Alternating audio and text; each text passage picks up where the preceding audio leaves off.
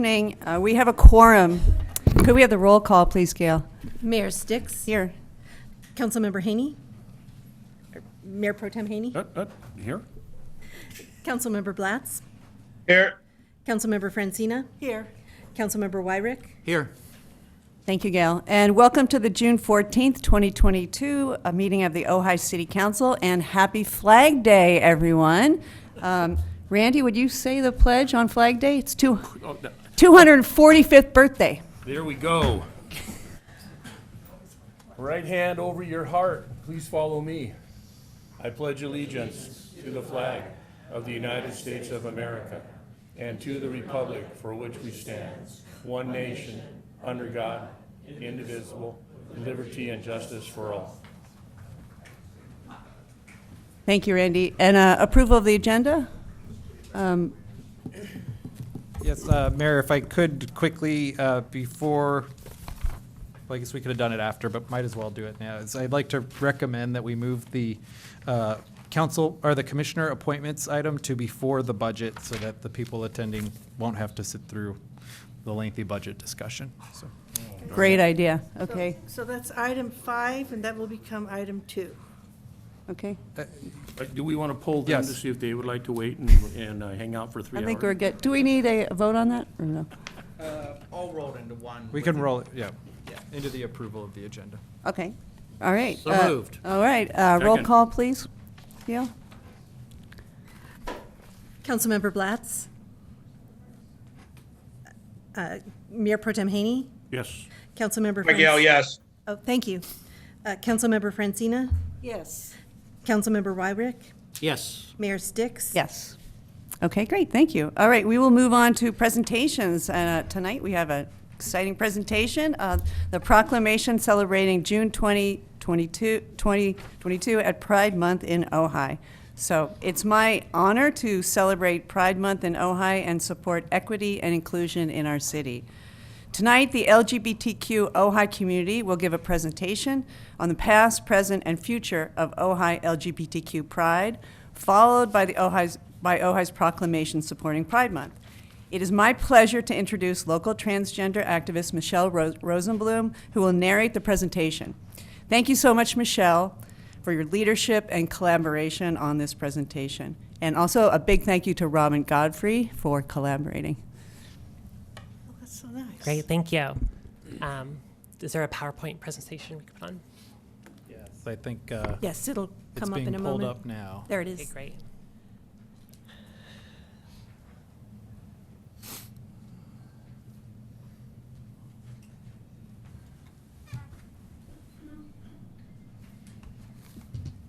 There it is. Okay, we're up. All right, thank you so much for having us. Again, my name is Michelle Rosenblum, local transgender advocate, lived in Ventura County my entire life. Thank you all for having us here during Pride Month. Last year, I had the opportunity to stand with Mayor Betsy as she read a Pride proclamation.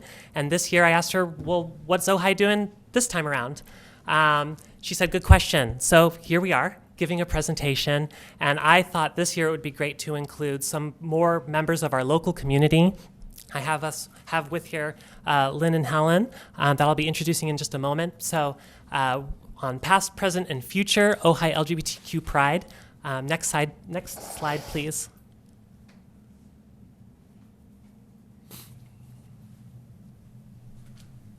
He's trying. Whoops.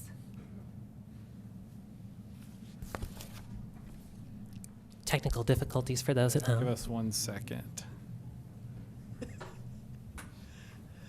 There we go. Okay, great. I do not belong to any organization. We are simply just the LGBTQ community of Ojai. We're here to showcase past and present pride, educate on current events, and action steps to better our future. Next slide, please.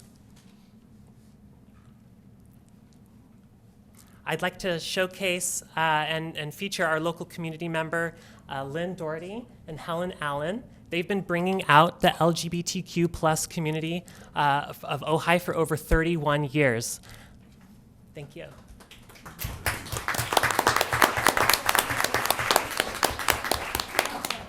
Thank you. I feel Next slide, please. funny having my back to you. So it all kind of began when I moved down here, and we became the first same-sex couple to join the Ojai Athletic Club, and that was a very big deal at that time, in '91. Next slide. Next slide. And then we kind of began a walk. Just 6 of us got together, and we peacefully and quietly walked downtown through the arcade, went to the farmer's market, came back and had a little brunch. So, and then every year after that, it kind of doubled in size, and last year I think we had almost 200 people, and we're hoping to get more this year. So come and join us. And then we had our old lesbian softball team from '92 to '97, and we generally came in first and second place and beat all the other teams. Then we started doing concerts with lesbian singers and comedians, and we called ourselves the Lavender Living Room. We'd set up the stage like a lavender living room, put lavender stuff on the stage, and we brought all kinds of artists here, and we'd had up to I think it was 300 people in the Chaparral Auditorium at one time. Next slide. Oh, and then we started our pool parties in about '98 or so when we moved to another house, and we've been doing pool parties for all kinds of people. And then I started a newsletter in '99. I've been doing a newsletter for lesbian events, basically, and gay events, too. So that's been kind of what I've been doing for the last 31 years. That's number 535 up there. Wow. Is that it? Oh, this at the end. Oh, and then this was a walk back in, I think, what year? 2019 or something. Well, yeah. And So tell us what's going on this June 26th. right. This June 26th, we're having our 31st Ojai Pride Walk, and we meet down at Libby Park, down by the fountain at 11 o'clock in the morning. So come on out.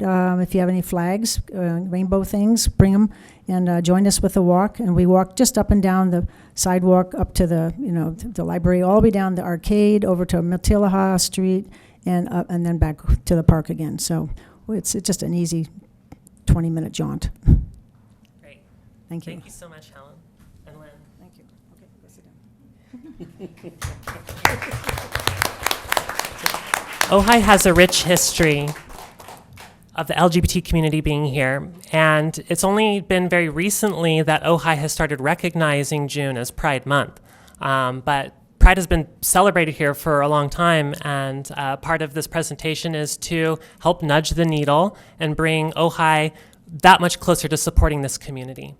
While we live in California and in Ventura County and in Ojai, there's a lot of progressive stances here, but it's not the whole story, and there's a lot of work that still needs to be done for the LGBTQ community. Just because we can have these pride walks, et cetera, doesn't mean that the work is over. Lots of people need help, particularly our youth, our seniors, and our homeless. About 29% of LGBTQ youth are taunted or mocked by their parents or family members for being LGBTQ in California, by a report from the Human Rights Campaign. Only 22% of LGBTQ older adults feel they can be open with staff at nursing homes and care facilities. That's less than a quarter. Our elders are going back into the closet when they go to care facilities. We need to fix that. Approximately a quarter of youth that report unstable housing are LGBTQ. All of these statistics are in California. I would give Ojai-based statistics, but we haven't done the reports, right? The data's not there, so we're looking at California. Across the country, there are big issues happening now. Books are being burned. They're being banned from schools. They're erasing this. And while these are not happening in Ojai necessarily, these roots run deep across every community in our country right now. Next slide, please. Don't Say Gay bills are being thrown around, not just in Florida, but have been proposed by over a dozen states. Next slide, please. We are on track for a record number of anti-trans laws in this country. It may not be happening here in California, but it's our duty to show our neighbors how to do the right thing. And there's lots of approaches that we can take to solving these issues at home and to demonstrate to our neighbors. Next slide, please. What we really need is funding for LGBTQ youth, senior, and homeless programs. But where do we start? We can start by creating acceptance and awareness through Pride. We can do audits and data collection to see where do we actually stand and who needs the most help. And we can provide education for city and local businesses like elder care facilities so that their occupants can feel safer and out like they've been living their whole life. Next slide, please. Right now, in this room, you guys can direct staff to draft a policy for LGBTQ pride in the arcade and for flying a pride flag at City Hall, whether it's this year or next year. The City Hall in Ventura just hoisted a pride flag. I think the best place to start would be looking into what policies they have in place there, and maybe they can be adopted as soon as possible. And lastly, we started a book drive for the Ojai Unified School District. We are donating books to the school that are LGBT inclusive that can be used at all grade levels. And we just started that a couple days ago, and we've already raised $700. That can be found on GoFundMe.com, and just search for Ojai Book Drive. Thank you for your time, you guys.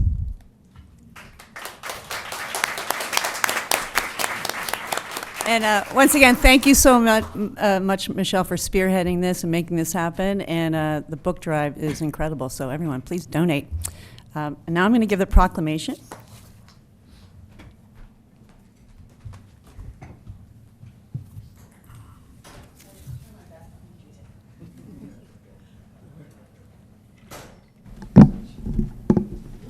The fun part. Proclamation.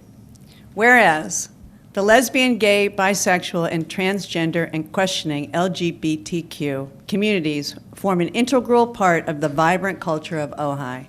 And whereas the diverse LGBTQ community continues to contribute to the widespread academic, economic, artistic, and social spheres within the Ojai Valley and beyond. And whereas June is designated as Pride Month to commemorate the Stonewall riots, which occurred in June 1969 and are recognized as the catalyst of the LGBTQ rights movement. And whereas being out and visible is one of the most important actions that members of the LGBTQ community can engage in to provide positive role models and to support those who may be struggling with their sexual orientation. And whereas the City of Ojai is committed to protecting the civil rights of all its citizens, as well as celebrating diversity, supporting fairness, fighting discrimination, and protecting the most vulnerable LGBTQ members among us, our youth, seniors, and the homeless. Now, therefore, be it resolved that I, Betsy Sticks, Mayor of the City of Ojai, and on behalf of the Ojai City Council, do recognize June 2022 as Pride Month in Ojai and encourage all residents to recognize the enduring efforts and ongoing contributions of the LGBTQ communities in Ojai and nationwide. Thank you.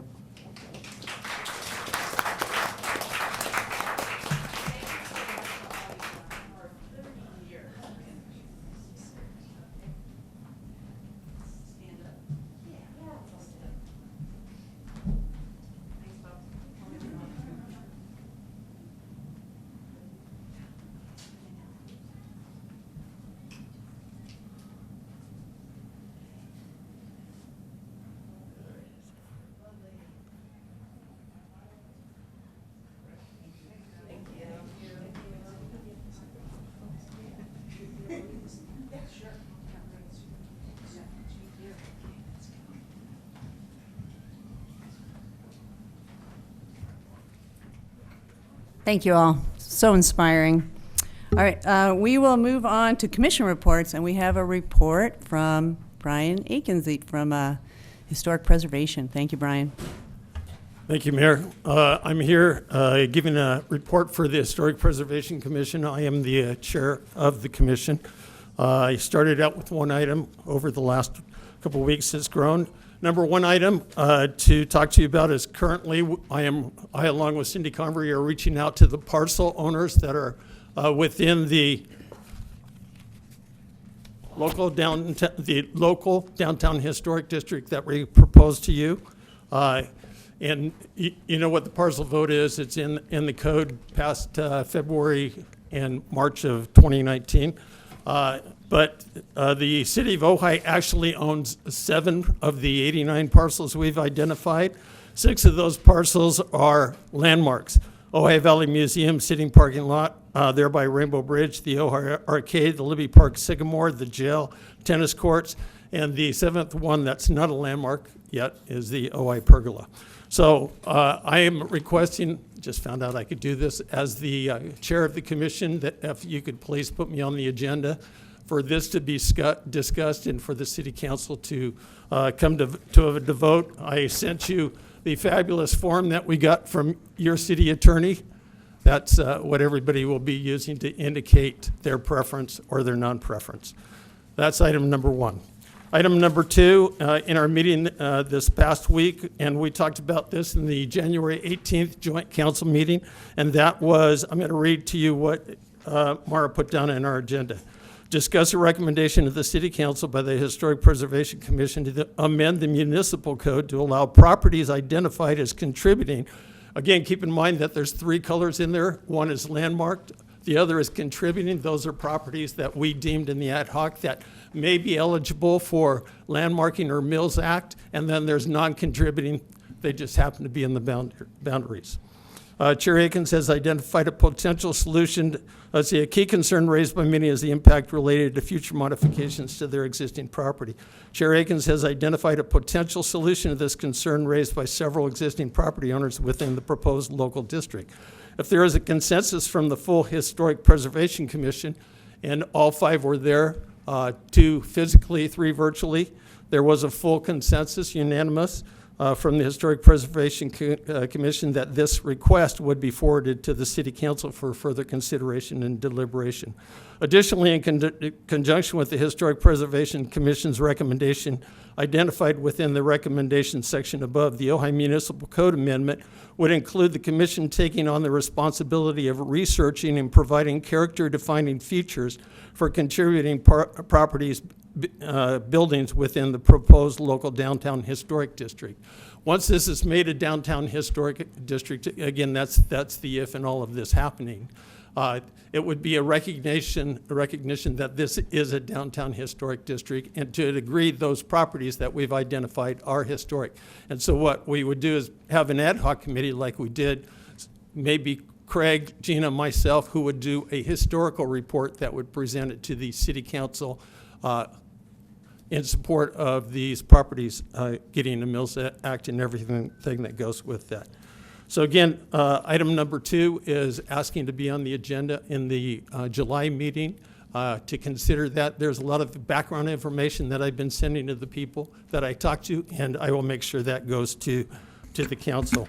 The third item is, let's see.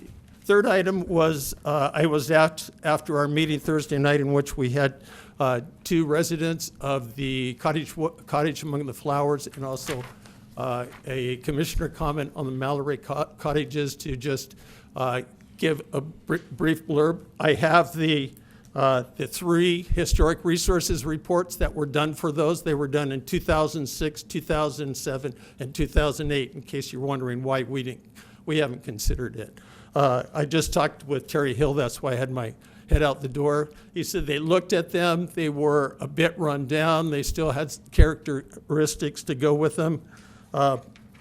So, you know, it was interesting. I found an article, this is dated October 9th, 2008. Pat Dorner, chair of the Historic Preservation Commission, said that commissioners had decided in 2006 that the Mallory Way cottages had veered far from the motor court that was built in the 1940s.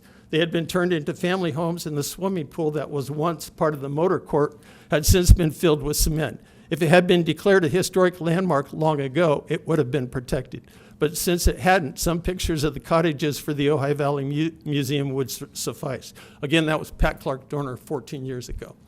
So again, this is why I didn't go to the meetings. I usually go to everything that's historic, but I knew that this had been considered by the Historic Preservation Commission back in the that aired 2006, 2007, 2008. If there's anything that the HPC, any involvement the HPC is requested by the city, we're happy to do that. But until we're requested, I don't think we'll have that on our agenda.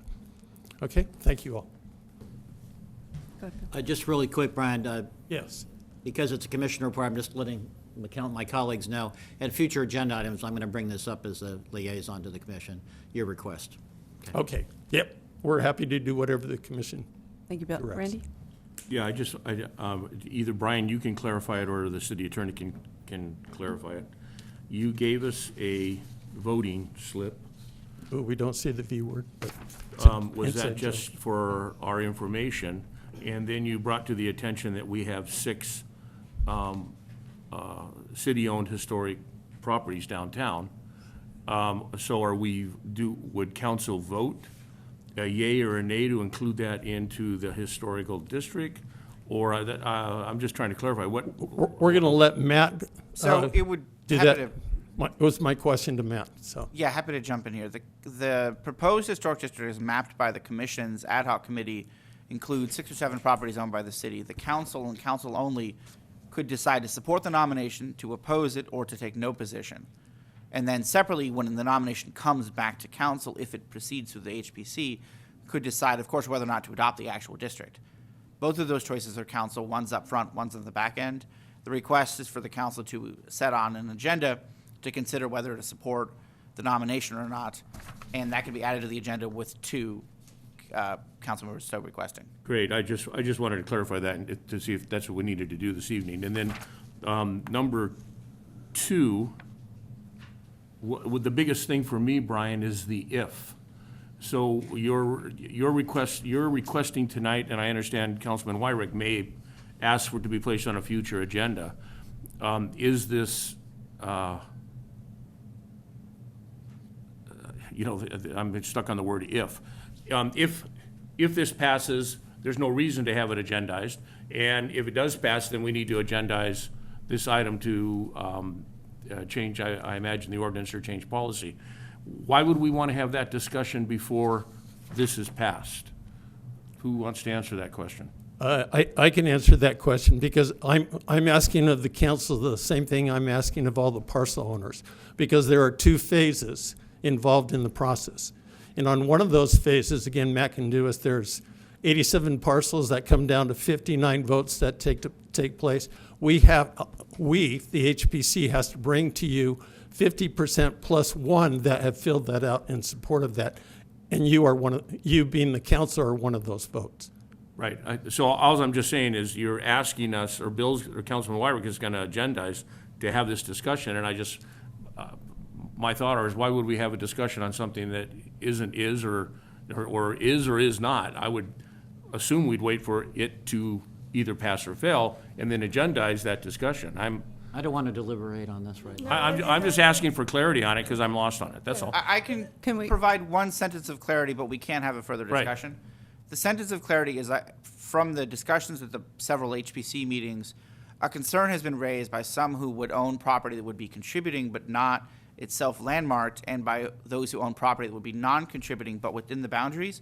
What would the rules be? I understand the request from the commission is to have council consider adjusting the rules for non-contributing structures so that they have greater clarity to then convince the property owners to support it. Whether to make that change is, of course, a policy question. So if the council wanted to have that discussion, it could do so before the district comes forward.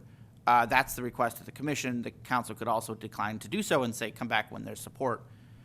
And I think that'll turn on whether there's 2 to put on the agenda or not. Okay, so I just have one more follow-up question, again, just for clarity. When does HPC have to have their signatures turned in? There is no deadline. There is no deadline. None in the code. Okay. Whenever HPC can put together the support, they put it on their agenda. Then it would, if it has sufficient findings and processes done, then it comes to council. Okay. And then when it comes to council, then that's when there'll be the second phase. Under the code right now, they have to provide majority support for the nomination to move forward. Then there's a majority protest where the city will mail out the same form to all registered property owners.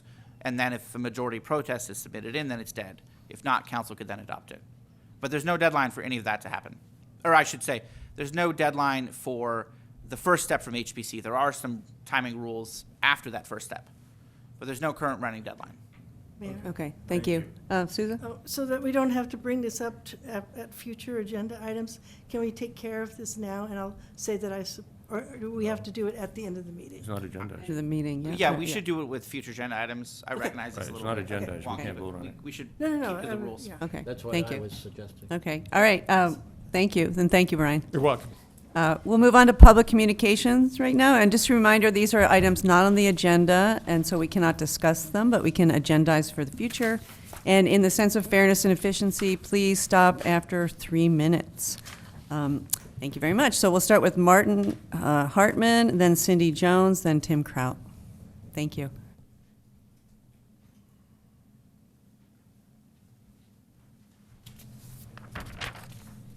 Good evening, everybody. Martin Hartman, architect, resident of the city of Ojai.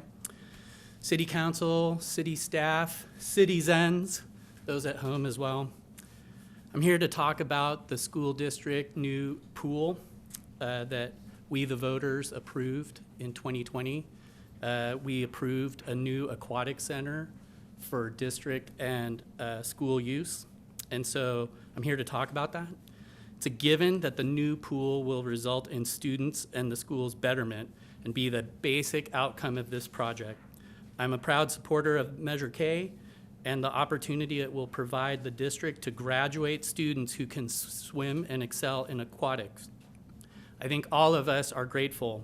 I venture to bet that some people who voted no on K will still use the pool. The bottom line for some of us citizens is that we have the right to seek the construction of a public aquatic center that gives the community the most access to and use of an affordable swimming facility with a variety of programs to serve our citizens beyond the students and staff use of the district. A feasibility study that was voted against by the district is the next best step in this process. The investment and construction of a taxpayer-funded community resource like the pool demands such a study so the citizens can be engaged and heard in the process. It's a no-brainer. It behooves all of us to support such a study. We, the taxpayers, are ultimately paying for this one way or another and need to be involved. This applies to both the district and the city, in my opinion. Some citizens' opinion is that the district has a legal and ethical obligation to the citizens of Ojai Valley to provide as much community use as possible. It should be without a detriment to the district's finances and abilities to better compensate the staff. It is critical that the board have an objective study packed with data and info for its use in making future decisions about a pool that really belongs to all of us. The citizens acknowledge that the district is in dire straits on several fronts, including financial fronts and just trying to get things done and survive. We understand the district's fear of added costs and burdens that come with a larger facility. The district needs our support, the citizens, more than ever. The citizens need a pool for at least 2 generations, and this is our chance to make it the best it can be for generations to come. The cost of the feasibility consultant study that was turned down was $20,000 if you separate it out from the overall proposal. This is a token amount of money to better explore how the community can use the funds. Parks and Rec Committee formed an ad hoc committee to further explore this. So I asked that discussions of this item be added to future agendas for city meetings. Thank you, I appreciate it. Thank you, Martin. Next, we have Cindy Jones, then Tim Kraut, and then Julia Weissman. Hi, council members. Thank you so much for your service, and thank you for giving me the opportunity to speak. Well, when I was 20 years old in 1978, I had the opportunity and the pleasure of going on a college field trip with my dance choreography class. This trip was none other than the Ojai Music Festival. When I stepped off the school bus parked by Libby Bowl, I could smell patchouli incense wafting through the air, among other things. Well, my 20-year-old brain thought this was the coolest place I'd ever been besides Big Sur. And of course, the music was divine, and I always knew I'd return someday. Fast forward 43 years to 2021. Something weird is afoot. I'm now not allowed to attend the Ojai Music Festival because I haven't had a COVID vaccination. Then comes 2022. I thought for sure they would have evolved and looked at the science and started giving people a choice. But alas, they are still discriminating against people based on their medical history and require proof of vaccinations this time. Ojai, not so cool anymore. Question, why is the city of Ojai allowing medical apartheid against the unvaccinated? Mayor Sticks, you said earlier tonight that you're dedicated to protecting the rights of all people in this city. On another similar note, why is the city of Ojai still promoting the false narrative that California is in a state of emergency? Every month you vote to extend this lie. The only emergency the state of California is in is that we're heading towards a totalitarian state. Our choices and freedoms are eroding in the name of health and safety. Please wake up and lift the veil of illusion. Once you see the truth of the situation, it's hard to unsee it. Thank you. Thank you, Cindy. Next, we have Tim Kraut, and then Julia Weissman, and then Peter Laramendi. Good evening. I'm Tim Kraut. Good evening to Madam Mayor, council members, and staff. Last week, here on the 4 pickleball courts, we had approximately 200 players, which equals an average of 20 players in both the morning and afternoon sessions. And that's not counting the weekend, just the weekdays. The temperatures during that time were over 90 degrees, and last Friday it was 106 degrees out here. We still had players playing. As you can see, our growth continues. Even in spite of the hot afternoons, people are coming to play. It's so rewarding to see this public space that it was abandoned for 5 decades become such a vibrant community gathering. Also, despite the fact that last week when we had the music festival, the 4 Upper Libby courts were closed. That week, I observed on the lower 4 courts that there were vacancies on the lower four courts with the upper 4 closed. And there were no lines there. Please allow us to expand our play times to accommodate our growing population of pickleball players by allowing us to convert 2 of the lower courts at Libby at no expense to the city. We would use a net system that does not require drilling into the surface, and we would like blended lines. Since there are lights at these courts already, this conversion would accommodate working people who are not able to play in the afternoons, and would also allow people who cannot withstand the afternoon heat to play in the cooler evenings. So in closing, I hope that all of you remember that our growing group of players are also voting citizens. Thank you. Thank you, Tim. Next, we have Julia Weissman. Hello, thank you. I'm Julia Weissman. I am from Miners Oaks. I'm very concerned, and I've sent you all a letter. I promise I'll be much more brief than all of my letters. I'm very concerned about the project that the Becker Group has going with the city, the deal that you have been working on for a couple of years now to convert and renovate some of the cottages among the flowers and then tear down and build new structures at Troy Lodges and Mallory Way. You have now currently 33 affordable units. Tenants, I've only surveyed 25% of them, but they are paying between $1,100 and $1,800 in rent. I have not heard of anything more than $1,800 a month in rent there. Becker Group has reported to the city numbers which were not shared at the Planning Commission meeting. They were not in the developers. Can you turn off that sound? Oh. Live music. It sounds like it's coming from somebody's computer. Sorry, Julia. Sorry, I'll Julia. be much louder. The numbers that the Becker Group has reported to the city are that there are 25 moderate income units on the property and 5 low-income units. Now, that's important because Becker Group has to replace those units when they rebuild at the 4 properties that they've stretched this out to. But moderate income, you would think that would be something like $45,000 a year, but in Ventura County, that's more like up $80,000 plus per year. And I would have requested the numbers from the city. I would be really surprised if you can find me one person at one of those properties that makes $83,000 a year. So I'm really concerned about the foundation that the numbers that this deal has been built around. And if Becker Group has to replace that housing for the city, then it should be apples to apples, as was stated at the Planning Commission meeting.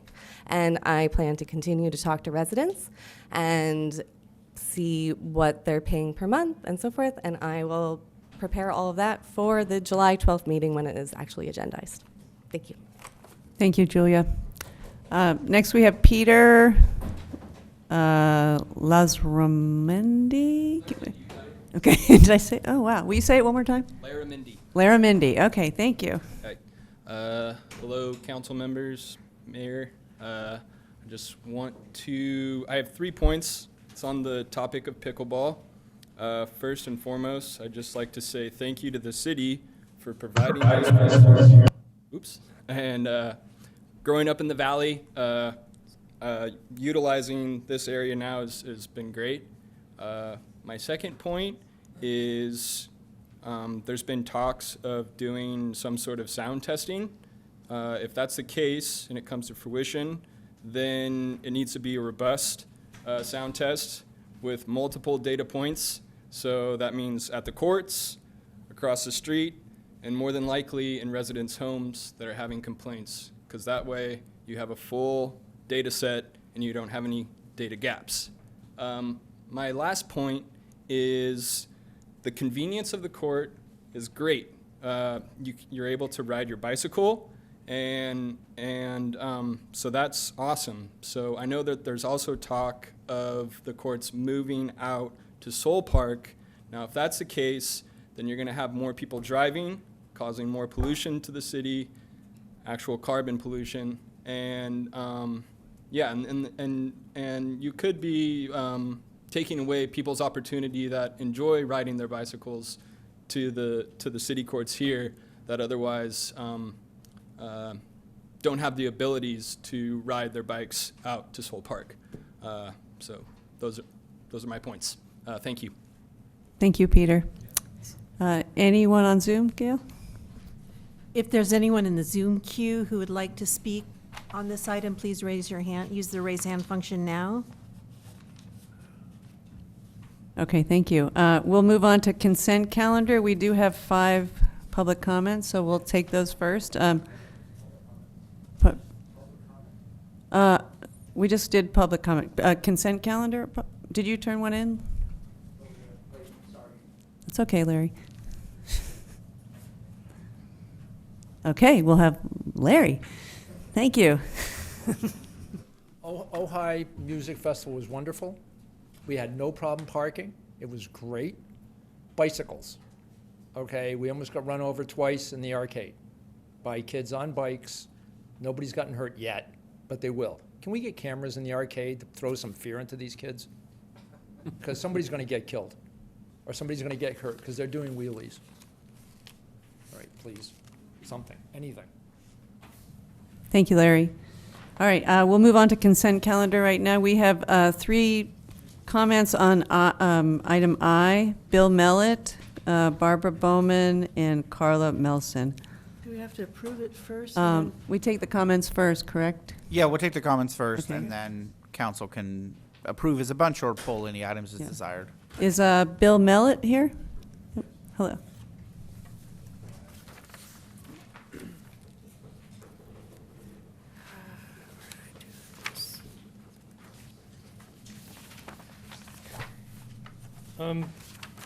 My name's Bill Mellett. I'm a local landscape architect, certified arborist, was a landscape contractor for 20-something years, and live in the valley here. Just wanted to do a couple brief comments on the proposed ban on gas-powered tools, specifically chainsaws, because I do have a lot of contact with the landscape contractors in the valley, tree trimmers, and just wanted to give a little bit from their input. I think it's a great idea to switch to battery-powered tools, but I'm a little concerned about the maybe unintended consequences at this time of switching. And some of the things that I think we need to think about are the cost to the small landscape contractors, tree trimmers in the valley. And a lot of times this is an industry that people start by themselves, get into the landscaping industry, tree trimming, and then they build to a larger company. I hope we don't exclude the small contractors by causing them to have to buy new equipment at a time when they've already have equipment for what they're doing. So I think just, I just wanted us to think about the smaller contractors in the valley. And we don't want to just force them out and have one or two big contractors that can afford new power tools all the time as regulations increase. And it's just piling regulation on regulation. In the permitting process also for using a gas-powered chainsaw seems a little problematic to me also, that they would have to require that. So that's just my comments. Thank you, Bill. Next, we have Barbara Bowman. Hi, everyone. This is a strange one for me to be talking about because, like many people, I'm an environmentalist, and I feel that moving away from gas-powered is going to be good. It is going to be good. The thing is, with the fires we've been having, I've been basically cleaning hillsides, just taking all the underbrush out, because I'm terrified of the fires that are coming, that we will have. And I know that these battery-operated tools and electric tools can't get on the hillsides, are not efficient. I mean, they can't cover it. A battery lasts for an hour and then it's gone. So, I mean, I have these guys climbing hillsides, literally, it's steep hillsides, taking out underbrush because we are going to have some huge fire problems. We all know that. I mean, this is not a mystery to anybody. So, I mean, a few people I know are maybe exempt for that within the city, but for all those people who aren't exempt, I have to trim my sycamore down where Ojai Majestic Oaks is every year. And a little battery-operated chainsaw will never do it, nor will I even think an electric one. I mean, we have to take big branches off every single year and trim that out. We also have to do all the palms. So I'm just saying, what I think the industry hasn't come up with the tools that match the need yet. So I think the problem is the powerful tools that actually can trim a tree, the industry has not provided battery-operated or electric tools that can do that.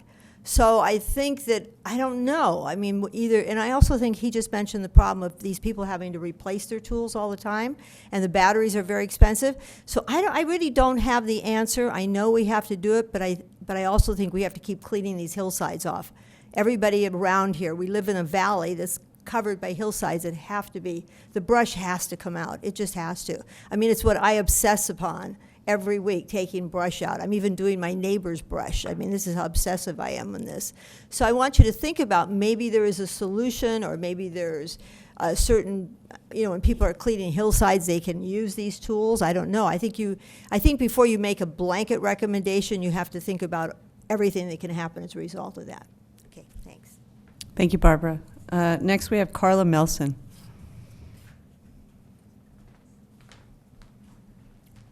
Good evening, City Council members and Mayor Sticks.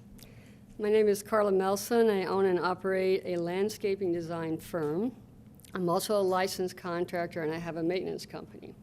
I've been in business for 45 years, and I have had a business in Ojai for the last 20 years. I'm by all means a proponent for clean air and reducing noise pollution. After working with gas-operated landscaping equipment for the last 45 years, I was really excited to see battery-operated equipment come to the industry. But the National Association of Landscaping Professionals has opposed the new California rules. We know electric is coming, and we're all grateful that it is, but the commercial grade equipment we use is more expensive and less efficient than the existing gas-powered lawnmowers, leaf blowers, and especially gas chainsaws. The CLCA, Contractors Association, and the National Association of Landscape Professionals argue that the law doesn't account for the landscaping companies, and they argue that battery-powered commercial-grade equipment won't be powerful enough or long enough service life on a charge to be practical for years to come. Having purchased a great deal of this equipment myself, I agree. I've already had to replace everything once and some of it twice. It is my understanding that you're about to vote on banning gas-powered chainsaws. In your May 24th meeting, you talked about people who needed to use a gas-powered chainsaw would need to get a permit. I'm wondering how feasible is it for all the tree trimming companies to get a permit every time they need to do a City of Ojai job? That would mean that many of the tree companies would be needing a permit on average 5 days a week. Landscape companies and maintenance crews would need them as well. What happens when a tree goes down, as was the case for me on a Friday night, and we needed to use a gas-powered chainsaw to remove it out of the road? You should also know that the battery-operated chainsaws won't cut any branches over 8 inches. While we're on the subject, how are we all supposed to clear hillsides for fire control with a battery-operated weed eater that won't cut more than thin grasses? And the batteries often last 45 minutes to an hour. The battery-operated hedge trimmers are only good enough to trim leaves of new growth. My 8 to 12-foot hedges have thicker branches that only a gas-powered trimmer will do. It's also my understanding that the Ojai Valley Inn in the city of Ojai is exempted from this proposed code.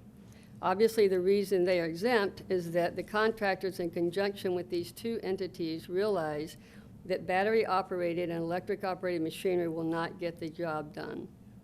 The need to pull a permit for each job requiring heavier equipment will become costly and time-consuming. I would suggest that the enforcement be written in such a way that the use of battery and electric-operated equipment be encouraged, but to date, battery-operated equipment has not reached the necessary practical functions to make these charges in every instant. Please have the city investigate how to help those of us in this industry that when we need to use a gas-powered equipment. Thank you. Thank you, Carla. Can I ask a question? Maybe? Sure. Go ahead. Is it true that the Ojai Valley Inn is exempt? No, the Ojai Valley Inn is not exempt, and then the city will follow, regarding the language about the city having an exemption, the city will follow it, just like we currently follow it, but there is an exemption that was particularly focused on the city doing road clearance and emergency work. Thank you. Yeah. Okay. Did you? I had a question on I, but I think the procedure is to pull it before we. We have one. We have one comment on I, which is, or I'm sorry, J. Residential Growth Management Plan. Bill Miley. Good evening, Bill Miley. Not mentioned in this report is the number of houses in the city of Ojai that are vacant and reported in the last census. As I remember, of the approximate 3,300 houses we have in our city, approximately 10% were vacant, had no one living in them. And that would amount to close to 330 houses. I suspect that this percent has gone up the past couple of years with second homes being acquired. This is a real challenge and a big concern. Thank you. Thank you, Bill. And then we have one more comment. Don't sit down, Bill. On M, authorize the County of Ventura to collect a library special tax. Here I am again. Years ago, as I read this, and sad to find out, that adding a cost of living qualifier when we did the parcel tax, it would have been very functional to do, but it's not there. So there's no cost of living in the money that's been put together for an extra 31 hours a week that the city pays for the library. And it turns out that those 31 hours are becoming more expensive. It's important we maintain those 31 hours by somehow increasing our support, because the value of the library is certainly there. Thank you. Thank you, Bill. Okay, we will, is there a motion to approve the consent calendar? Randy? A motion to approve, but I would like to pull the warrants section, and I'd like to pull F, and I'd like to pull L. F, L, and warrants. Is one of those the pergola? And I'd like to pull I, have a question on it. Okay. Warrants, F, L, and I. Okay. Should I check Zoom? Oh, yes, thank you. If there's anyone in the Zoom queue who would like to speak on the consent calendar, please use the raise hand function. No one. We Okay. automatically pulled the pergola item? Yes, we did. Bill did. Okay, sir, then we'll have a motion to approve the rest? So moved. Yes. I'll second. Okay, roll call, please, Gail? Mayor Sticks? Yes. Mayor Pro Tem Haney? Yes. Councilmember Blatz? Yes. Councilmember Francina? Yes. Councilmember Wyrick? Yes. Great, okay, thanks. You want to start with the warrants, Randy? Yeah, it'll be real quick, Mayor. You know, as I was going through the packet, and I remember that I had asked that all expenditures over $10,000 actually be recorded on a separate sheet and explained. And so as I was going through the warrants, and I'm looking at $22,000 and $40,000 and $20,000 and $64,000, I'm going through this and I'm looking at abbreviations and da-da-da-da-da. And then I get to my very last page and I see my explanation, and I just wanted to thank staff for that. Oh, thank you. And I'm sure the public thanks staff also, because there's a lot of money going out of this office here. Yeah. And I think it's just great that we want to share the expenses with the community as well as with council in this depth. So that's why I pulled it. I just wanted to take the moment to say thank you. Thank you, and I'll pass that on to the finance department. Thank you. Thank you, Randy. And then F? Madam Mayor, F before we is- move on item F, do we want to take a vote on, do we want to go item by item, or are they all likely to be, I'm not sure if they're all likely to be approved, so it might be good to take a vote item by item. Okay, yeah, all right, Move to receive and file the warrant report. okay. That's what you're asking for? Second? Okay, roll call on that, please. Gail? Was there a second? Randy did. Okay. Councilmember Blatz? Yes. Mayor Pro Tem Haney? Yes. Councilmember Francina? Yes. Councilmember Wyrick? Yes. Mayor Sticks? Yes. Okay, then we will move on to F. Okay, and F will be quick too. I've come to the personal conclusion that, after reading all the facts in the county, that I believe COVID is either under control or COVID is in remission. And I'd like to request that this be the last night that we approve an adoption of a resolution authorizing a continuation of Zoom meetings for council and for commission meetings. I think it's time that we all got back to our offices, that we all got back to the resemblance of some type of community meetings that were conducted in the past. And that's why I pulled it, so again, the request is that this be the last time that this consent item is brought to us. Mayor, I support that request. Are you second? Second, yeah. Okay. I had a question for, Yeah.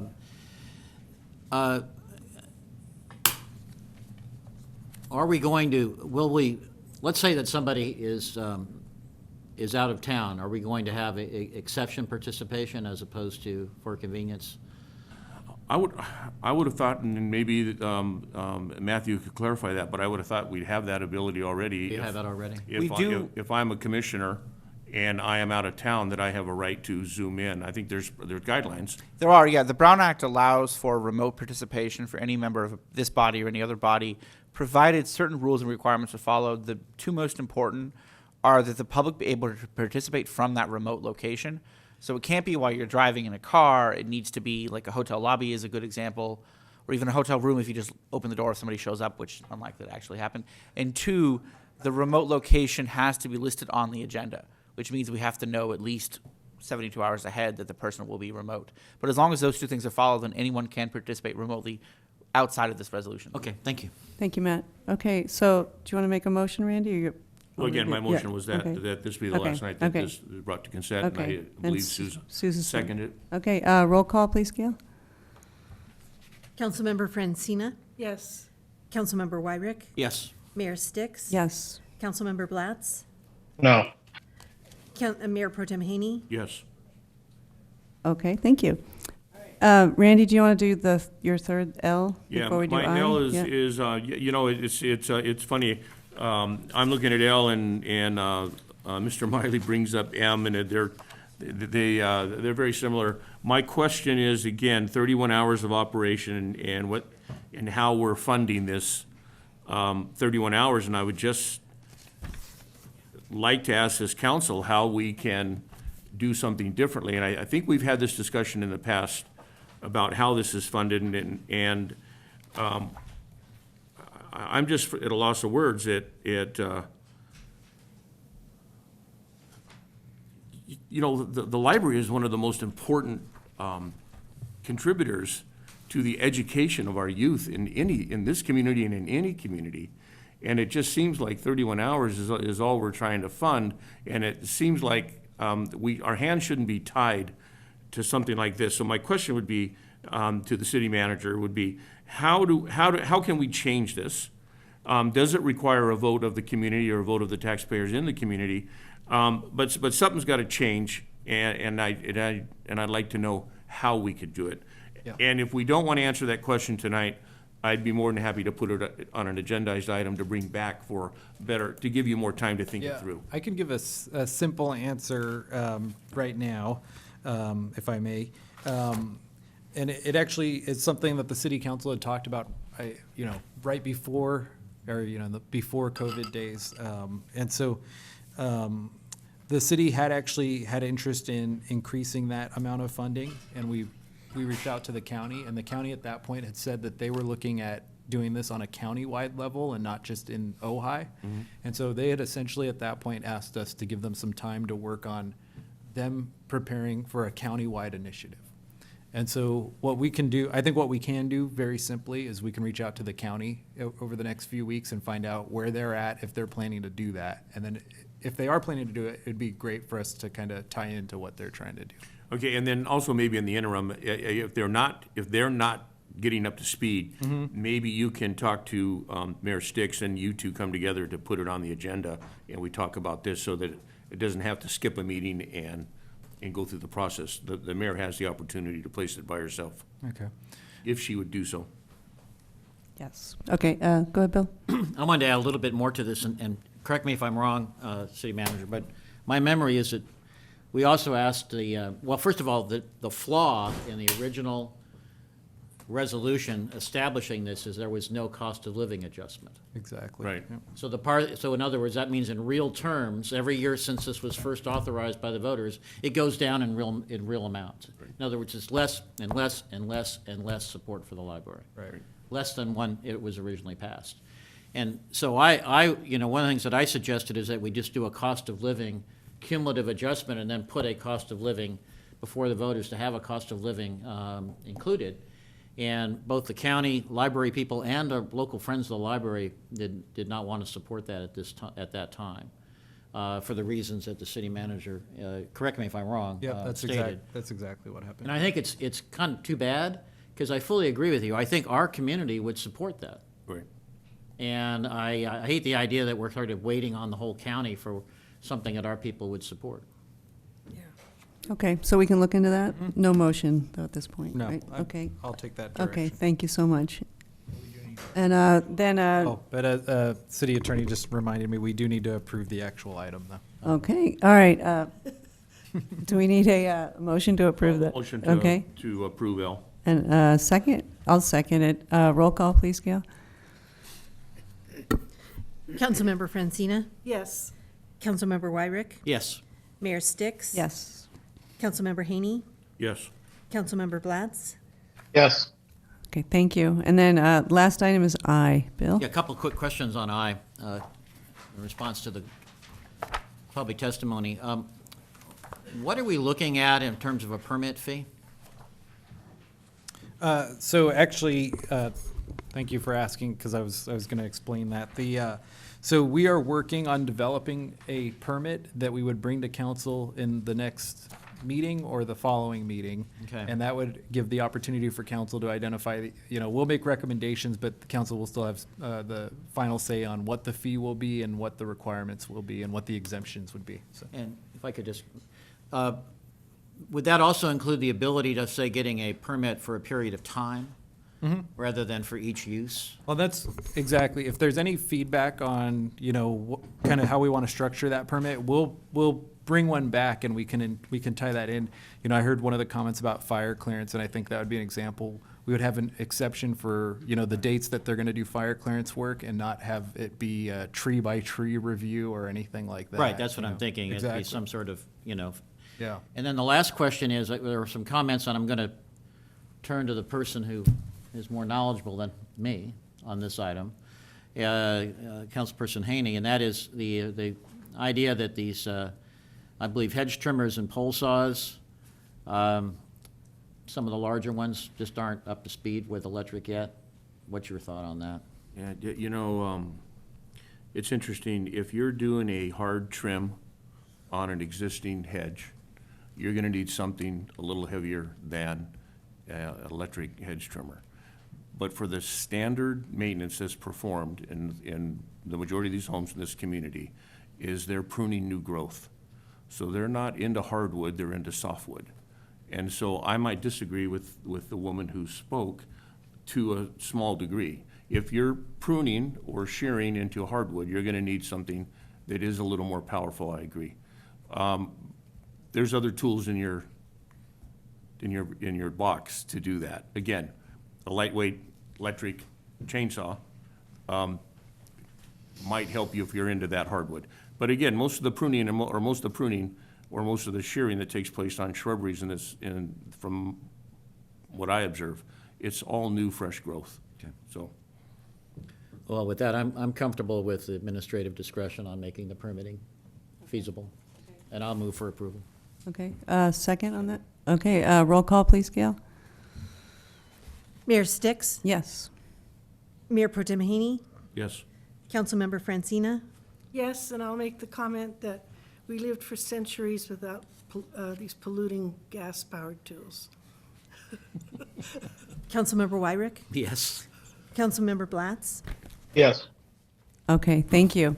All right, we will move on now to the public hearing. Item number 2, levy and collection of assessments for lighting and landscaping district number 1 and number 3 for the fiscal year 2022-23. Yes. We're Oh. doing the commission. The commissioner appointments first? Yeah. Oh, I'm sorry, yes. Yes, Yeah, we moved it, I apologize, yes. I rearranged my whole binder. Okay, I'm sorry. All right, we will move on then to number 4, to ratify the appointment of arts commissioners. Arts and plan. Oh, yeah. Okay. There's 4 recommendations. And we have a city manager, Mr. City Manager, do we have a report? Thank you. Yes, and, we were just talking quickly because we realized I had mentioned this, I had emailed the council this before the meeting, and I meant to say it before the vote. I think I might have maybe caused the confusion, but we were recommending pulling the Libby Park pergola repair item to have that rebid out. And so I do want to just mention that for the public, that Libby Park pergola repair item that's on consent was pulled.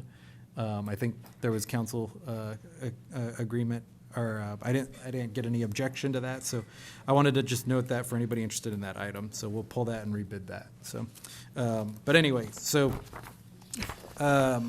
on the commissioners' appointments, I think we had our first round of appointments with presentations at the last council meeting. We've moved to the new appointment process where each council member makes the appointment, makes an appointment to each commission in rotation. And we had agreed at that time when we had moved to that the person being appointed to the commission would be asked to come and introduce themselves to the rest of the council and to the community, although most of them seem to have been well-known in the community already. And so today is the second round of appointments. Through this process, we have 4 appointments: Valerie Freeman to the Arts Commission, Pamela Grau to the Arts Commission, Judy Murphy to the Planning Commission, and Jeffrey Starkweather to the Planning Commission. And I believe all four are in attendance and are going to introduce themselves. Okay, thank you. Any questions from council first? Nope. Okay, well, let's start with Pamela Grau, then Valerie Freeman, and then we'll do the Planning Commission, Jeffrey and Judy. Hi, good evening. My name is Pamela Grau, and thank you for your service here. My background, I'm a visual artist. I've been one for 50 years. My background is I have a degree in art history and studio art from Mills College and Art Center. I recently served for the last 3 years as the president of the Ojai Studio Artists, which has expanded from 40 artists to 83 artists. I ran a nonprofit organization in Orange County, California, called Orange County Center for Contemporary Art, where I served on the board for 10 years. I think that's, I come with a full arsenal of skills in terms of volunteerism and service. That's it. Thank you so much, Pamela, for your service and your expertise. Okay, thank you. Next, we have Valerie Freeman. Good evening. Thank you for the recommendation for the Arts Commission. It's a big honor. Most of you know me as an Ojai studio artist, and you may have read my art featured articles in Ojai Magazine and in our local newspaper. I have a very diversified background, going all the way back to the 80s, doing public art and performance art in New York City and collaborating with artists in Europe. I'm also a recipient of many prestigious awards, including from the Ford Foundation, Municipal Art Society of New York City. And here at the Arts Commission for Ojai celebrates chess for the month of March that we did several years ago for Beechwood's birthday and her relationship with Marcel Duchamp with an installation at the museum. And I'm a visual artist. I pretty much feel like I do it all. I paint, sculpt, public art, environmental art, video, photography.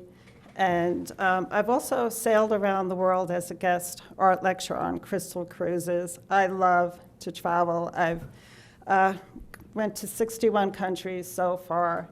And travel is like the best education you can have for art, architecture, and culture. And I really am excited to bring all those worldly experiences to Ojai.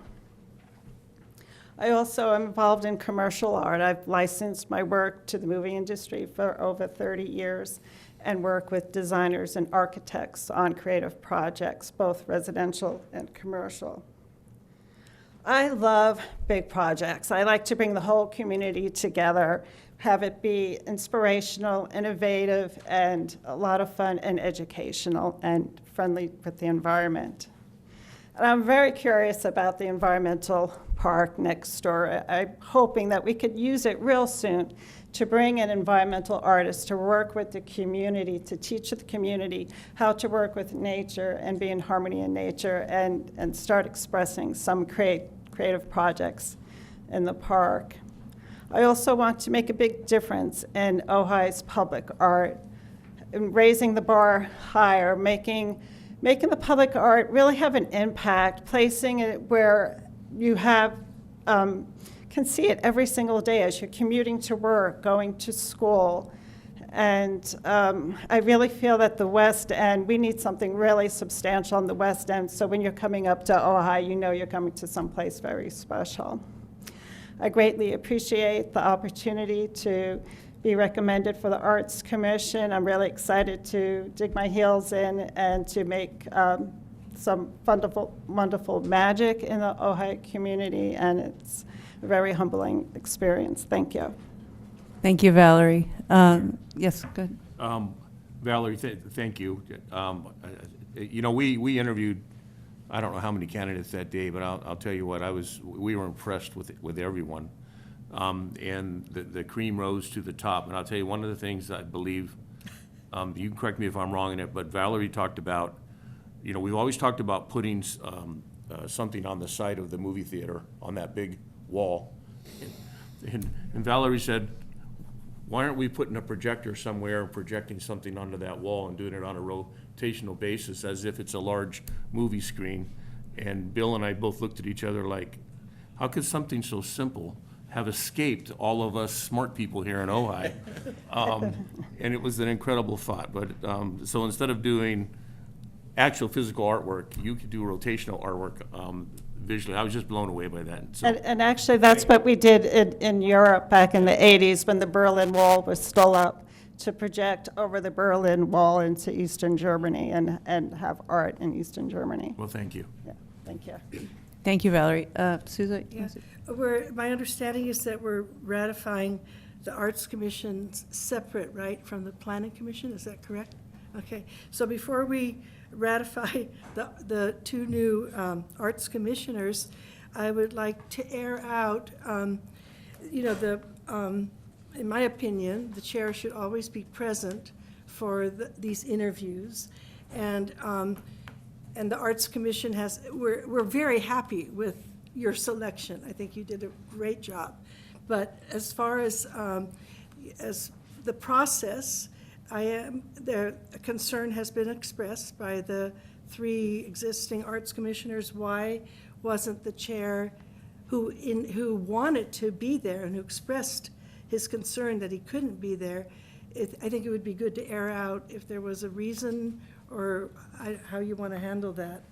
But it should be Can I noted. Just any public comment on this item on Zoom, Gail, before we discuss? If there's anyone in the Zoom queue who would like to speak on this item, please use the raise hand function now. Okay, and Mr. Miley, you want to comment on this, but do you want to wait? And okay, so let's Yeah, move on. Yep. and when I've done the interviews, the chair has Okay. always been present. So, Randy? Yep. So I'll respond to that. Just, and it's difficult because this may put the chair of the Arts Commission on the hot seat. But no chair of any commission should ever come to any council member and tell them who they want on their commission. It doesn't work that way. And that's what happened here. The chair of that commission came and pretty much stated the applicant that he wanted on his commission. And that, to me, is a disqualifier.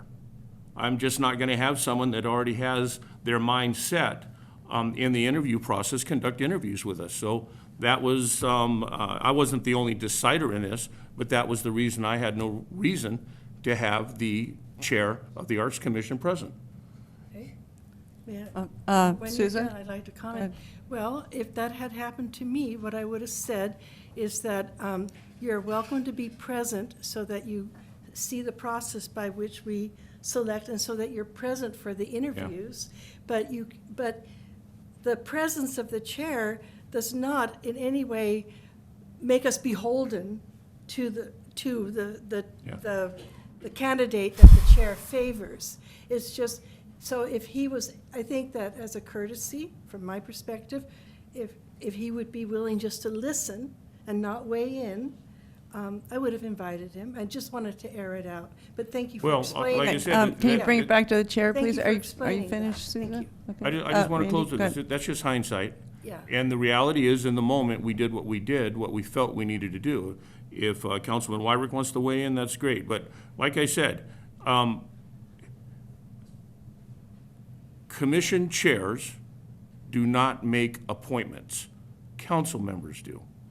And council members do it through the process of the interview. And when someone circumvents the interview process, it's a disqualifier.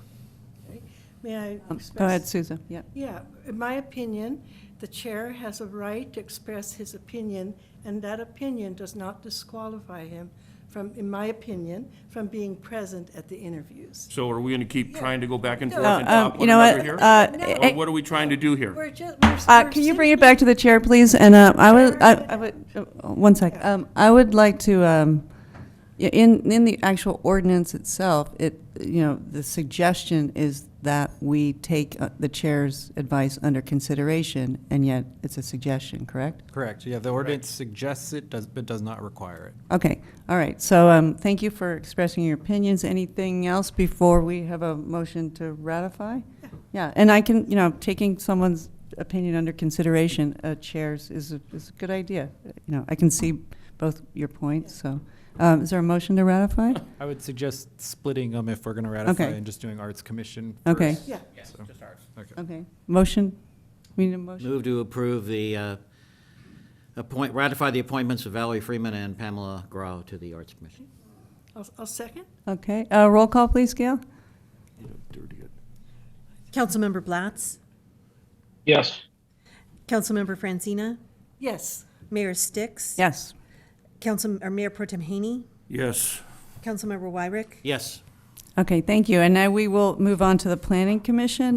We have Judy Murphy and Jeffrey Starkweather. Who would like to go first? It's like Judy.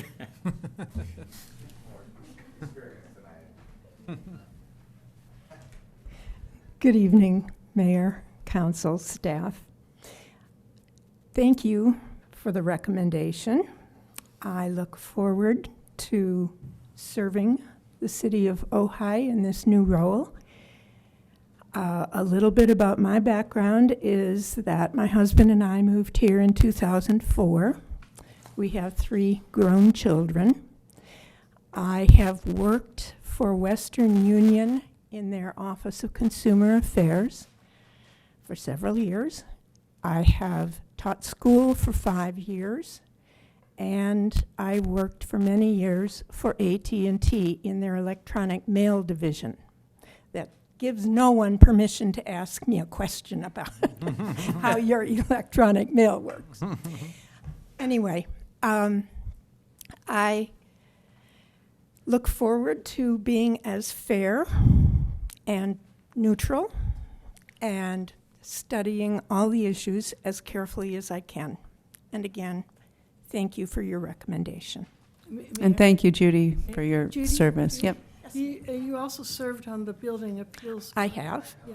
I have been a volunteer for the last close to 30 years, and the Building Appeals Board service, 4 years of that is included, and I'm also very active in several local organizations. Women's Center. You The also- Women's Club. Did you also work on housing issues with Yes. Bill Miley? Bill Miley and I, under the aegis of the Democratic Club, worked hard. How long ago was that, Bill? Maybe 7 or 8 years ago. And we worked with People's Self-Help Housing to suggest affordable housing just down the street. And that effort failed. I hope that we'll see the future bring badly needed affordable housing to the community. Thank you, Judy. Thank you, Judy. Impressive. All right, Jeffrey. Thank you. I want to say how humbled I am by this honor. I was actually, never thought when I moved back to Ojai in 2018 that I would have this opportunity. I'm a native of Ojai, went to school with Sousa, graduated in 1965 from Nordhoff, went to University of Redlands, and I went to Washington, D.C., moved to North Carolina, where I ran a newspaper, was a attorney, and then I sort of retired early because my wife made good money being a high-up communications person at the university. And I did a lot of volunteers on boards. I was on a planning board there and did sort of pro bono work on land use issues with communities and with groups. There I was fighting growth, believe it or not, because we were a sprawl. We were a sprawl thing. But I wanted to focus on something else here in the few minutes I've got. First of all, I want to thank my parents, who were, my dad's deceased, died in 2018, and my mother is 101 years old. But they were active here in Ojai. They were church leaders. They were PTA and so forth, and they gave me sort of the positive values, believing in, being good Samaritans, being positive about things, with me, I mean, I don't think I would ever gotten where I've gotten because they always told me they believed in me. If I worked at something, I could achieve. And I carried that, I've tried to carry that forward in a broader sense of community, that if we work together, there's nothing we can't, there's no problem we can't at least address and hopefully solve. And that's my philosophy. I want to thank my wife. I would not be able to do anything I do without her support and her forbearance. I want to thank Bill Miley because a year ago, I was still suffering from treatments of prostate cancer, and I was kind of low. And I volunteered to do a forum on housing. Bill was on that panel. And Bill afterwards got up to me and said, Jeffrey, you need to be involved in stuff. Well, it took me a while to get back into that. And I also want to thank Carla Nelson because she's been a good friend, and we've worked together on sustainability issues.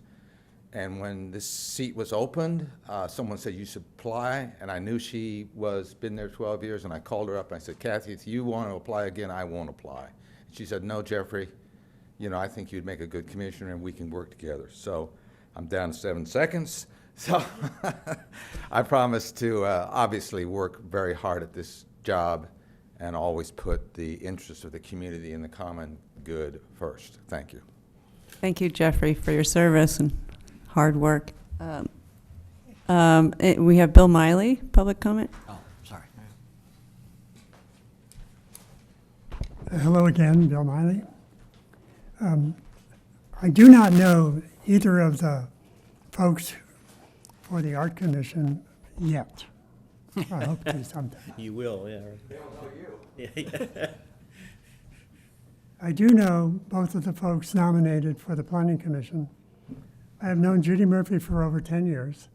Judy, as you may know, has been and is very active in this community. She's been able to look at issues from what I call the umbrella point of view, big point of view, and what's underneath. I have known Jeffrey Starkweather for over 3 years. As you know, he graduated from Nordhoff, went to college, got a law degree, established a home and family in North Carolina, and retired here with his wife Dee a few years ago. He too sees, I gave him the umbrella, things as an umbrella, okay? Both these folks have strong values for protecting our city and valley for what we are and what we will be for the future. So I strongly support their appointment. Thank you. Thank you, Bill. Any comments on Zoom, Gail?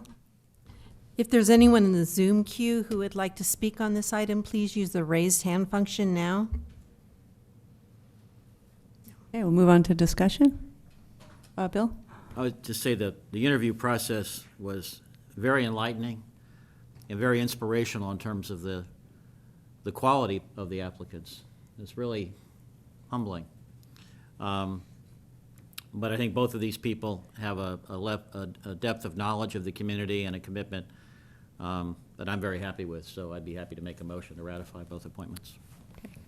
I'll second it. Okay, roll call, please, Gail. Mayor Sticks? Yes. Councilmember Wyrick? Yes. Mayor Pro Tem Haney? Yes. Councilmember Francina? Yes. Councilmember Blatz? Yes. All right, wonderful. And thank you again, commissioners, and congratulations for your appointments, and much gratitude for your service. Future service. Mayor, just one comment. While we have Kathy Nolan in the audience, I want to thank Kathy for her 12 years of service on the Planning Commission. Thank you so much, Kathy. Thank you, Kathy. Mayor Six might Yeah. say, but she's not going away, right? You're just putting it, you're going to put revamp and still be involved. Yeah. Please, as much as ever. And you're here tonight, too. All right, let's move on to the public hearing. Number 2, the levy and collection of assessments for lighting and landscaping district number 1 and 3 for the fiscal year 2022-23. Thank you. Thank you, Mayor.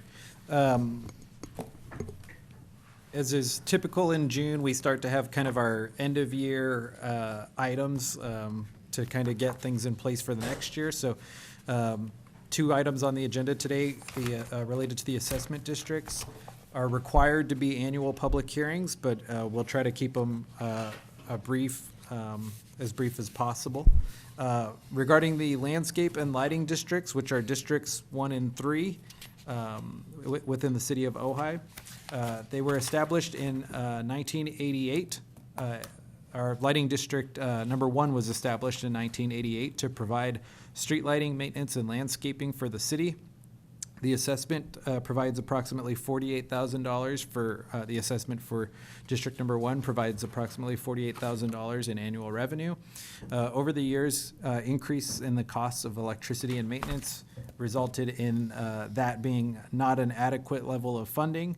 So in 2003 to 2004, the City Council approved the formation of an additional landscaping and lighting district, which is landscaping and lighting district number 3. It's an overlay of the first district, and the reason we had a question earlier today, why wasn't this called district number 2? The reason it's not district number 2 is because district number 2 is the Arcade Plaza district, which is the next item we'll be discussing. So for lighting and landscaping, District 3 was created as an overlay of District 1. It provided basically another round of funding, $46,000 a year in additional funding, and that was approved in 2004 without any increases since that time.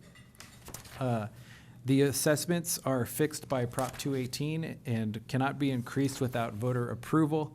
And so at this time, we have the 2 districts for landscaping and lighting that generate $93,000 annually. The funds are actually in pretty good shape at this point, with an a slight annual surplus of $3,990. So it covers the costs with a little bit of a surplus left over. That surplus is being held in the reserve, and the reserve is now currently about $140,000 in that fund, which can eventually be used for an improvement related to landscaping and lighting, if desired. And so the item tonight is to adopt the resolution that orders the work and levy the assessments for Landscape District 1 and District 3. And with that, as I said, there will be a projected surplus this year that will add to the reserve balance. So we're recommending adopting those resolutions for the lighting and landscape districts at this time. Thank you, James. Any questions from council? Nope. Okay, we'll go ahead and open the public hearing, and we have one comment. Bill Miley. Hi again. You might wonder why I speak on a lot of issues. It's a cost-benefit analysis. It costs me something to get here. And if I talk a lot, I get a lot of benefits. So anyway, okay. So the arcade merchants are certainly key decision makers here. It's assuring that they are supportive of a vibrant and maintained arcade plaza. Gets used a lot. Recognizing the role city government contributes. I'm sorry, Mr. Miley, this is number 2. Oh, I'm reading the wrong one. That's okay. That's coming up next. Okay, sorry. I was a little confused, and our city manager took away my joke here as to where District 1 was and where District 3 was. But I looked into the background, and I understood that District 1 was started in the 1930s. Did I read that wrong? It's 1980. It's 1988. I read. Yeah. Okay. Well, I'm a little confused here. So it's important to note that there's no increase needed to cover costs of street lighting and maintenance, plus curbs and gutters and tree support. And with the gradual reserve for more efficient lighting, which is better for our dark sky, it deserves. So a yes for both of this is really good, and it's an example of good government. Thank you. Thank you, Bill. Any comments on Zoom, Gail? If there's anyone in the Zoom queue who would like to speak on this item, please use the raised hand function now. Okay, we'll go ahead and close the public hearing and move on to discussion. Randy? I'd be remiss if I didn't bring this up again. I do it every year. I did the simple math here real quick, so it's been 18 years. I warned the Public Works Director. Yes. So. You know, I get it, and, you know, part of me tonight is actually looking at this saying Measure C is actually the opportunity that we've received to do a lot of the maintenance that, or deferred maintenance that a special district should be doing in-house. So for instance, you know, $140,000 taking care of the streets and the trees, the curbs, the sidewalks in these two districts isn't a lot of money. But if you take that funding mechanism and you add it to Measure C, it actually, there is enough money in this community to take care of us. So I'm not gonna ask for you to send this back to Alma and figure out let's increase it. I'm just gonna say, for the first time, I'm happy to see that we have $140,000 in our reserves, and that we had $3,000 additional after paying our expenses. And I look forward to the next couple of years working together with you to take care of streets, take care of curbs, take care of sidewalks, take care of playgrounds, because that's what we need to do. Yeah. If I could add, because I really did talk to Public Works and, you know, said this is the issue we need to start thinking about. And I think the consent, or kind of the point we were at, was step one was getting the fund healthy and starting to build up the reserve, which we've done. And then I think step two will be, then the next question is, do we want a higher level of service, which is a question I think, you know, you've asked each year. So I think we are at that point where we were thinking over the next year, you know, maybe it's time to start kind of figuring out how to get some feedback on, you know, is everybody happy with what they're currently seeing, or, you know, is it time to start looking at that? So we aren't ignoring it. We hear you, and we're starting to think that way as well. I also think that, Mayor, if I may, the last follow-up question, and I believe Councilman Wyrick brings this up every year also, is who owns the lights? Mm-hmm. Who owns the poles and who owns the fixtures? And when are we gonna be motivated to change them out to LEDs and actually own them? Yeah. And I can speak to that very quickly, because, yeah, the reason I want to speak to it is because... this is a deja vu. Yeah, exactly. But that one, unfortunately, the answer has changed a little from the last time we talked. The answer to who owns them is the same, Southern California Edison. But I think last year and the year before we had said that there was like some optimism that cities... There were some cities that were going to pool together to try to take back over the lights. And we've been following in on that regularly. We had told them we'd be interested in that, but it's lost steam. I don't see it happening anytime soon.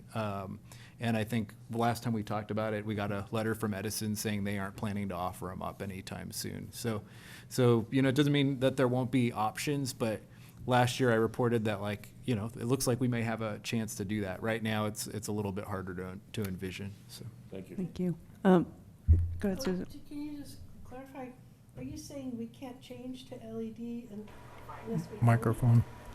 Yes, the Southern California Edison? Microphone.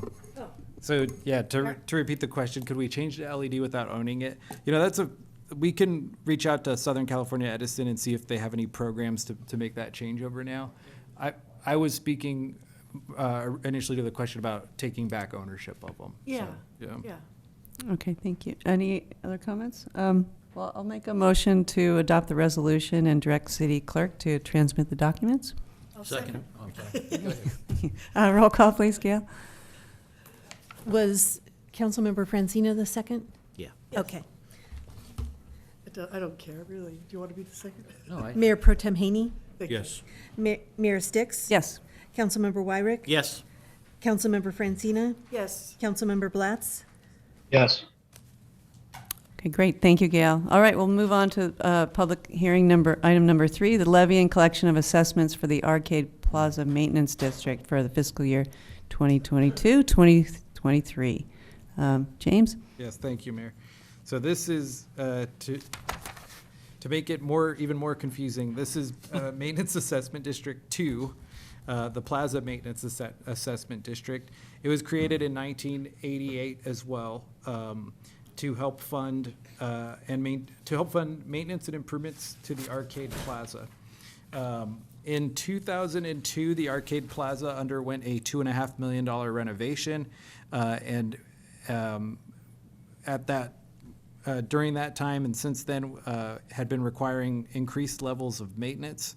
And so in 2012, the district property owners voted for an approval of a 5% increase in assessments for 5 consecutive years.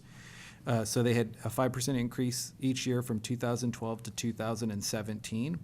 And so the reason that is important is because this fund, again, like the fund before, was at one point kind of upside down. It had there had been a long-term deficit, but with that increase from 2012 to 2017, we started to turn that around and build up start having annual surpluses and eventually getting rid of the reserve deficit for that fund. And so, for example, this year, the assessment revenue for the Plaza Maintenance Assessment District is expected to be $197,632. And the reserve balance had built up to just over $100,000 over the years since the increase. I will note that this year, we are planning to do several improvements. And so this year, is going to be a $17,000 deficit on the annual costs, but it's using that reserve balance that we had built up over the last few years. And I think really that's kind of where we should be at with this fund, is that every couple of years we'll do a big improvement, and that year there'll be a deficit, but we'll keep building up the reserve on the years that we aren't doing those bigger projects. And so anyway, so our recommendation is to adopt the resolution ordering the work and levying the assessments for the assessment district, which will, as stated, generate $197,000 in revenue and allow for the city to maintain and do some improvements this year, utilizing that funding and a little bit of the reserve balance, and will ultimately leave $87,000 in reserve after, or projected at the end of next year. So. And that's it. Thank you, James. Questions from council? Bill? Yes, Mayor, thank you. Do the fees for certain business use of the outdoor public areas for dining or merchandising, et cetera, that we permit, do they go into this fund? You know, I'm not sure. I was just thinking when you're asking the, had thought you were going to ask about the temporary outdoor dining Well, permit. anything that is part of the public assessment area that we permit and fee use, fee for use, it seems logical that it ought to go into this fund. Yeah. The temporary outdoor dining was the fee-free and reduced fee, so there wasn't really revenue generated from that. But we'll confirm where the revenue from the existing permanent outdoor dining is being allocated. That's what I'm asking. Yeah. And also merchandising every once in a while, events that occur. Yep. It would just seem logical that it ought to go into this fund. Yeah. That's all I'm asking. We could look at that, and that would be one way, it'd be a fair way to allocate the funding generated from this property back into maintaining it, so. Other questions? Randy? You know, I'll preface these questions on the fact that ATP takes up so much time of our public work director's time. So I'm gonna ask questions, and I know that they'll be difficult to get answers, and I'm not gonna expect them tomorrow or probably anytime soon until ATP is done. But I've been a stickler, and I've been asking for this again for years, and that's any type of facility assessment sheets or records or how you do it. I'd like to know about that. I'd like to know specifically on these facilities. You said we're getting ready to do a big project. How do you identify what the needs are, and how do you prioritize those needs? And I think that might be beneficial to council, just to get a understanding of that process. Mm-hmm. And it might prevent us from this last paragraph on page 1 about being in such a huge deficit and having to increase fees for 5 years. and then be able to spend it on a big project, and then we're back in the hole again. So I think we need a better understanding of what we own, where we own it, how we repair it, and what are the priorities of when we do things of that nature. Yeah, I think kind of with tying all these questions together, we could do a report at some point this coming year, laying out all of the improvements and how those are prioritized, so we can bring that back. Thank you, James. Thank you. Any other questions? All right, we'll go ahead and, yeah, I'm going to open the public hearing right now, and our first comment is from Bill Miley. Let's see now, what number was that? So, as I said, the merchants are obviously key decision makers here, and it's assuring that they support a vibrant and maintained arcade plaza. But we need to recognize that the role of the city contributes about 50 grand, 33,000 for city-owned property there, and 17,000 in general public benefits. So it certainly warrants a strong yes. It's good. Okay, thank you, Bill. Barbara Bowman? This is an interesting discussion, from lighting to the plaza maintenance. I have properties. They're all on the other side of the street. I pay tremendous amount on lighting every year. I think it's $1,000 of my property bill alone. For each property, it's $1,000.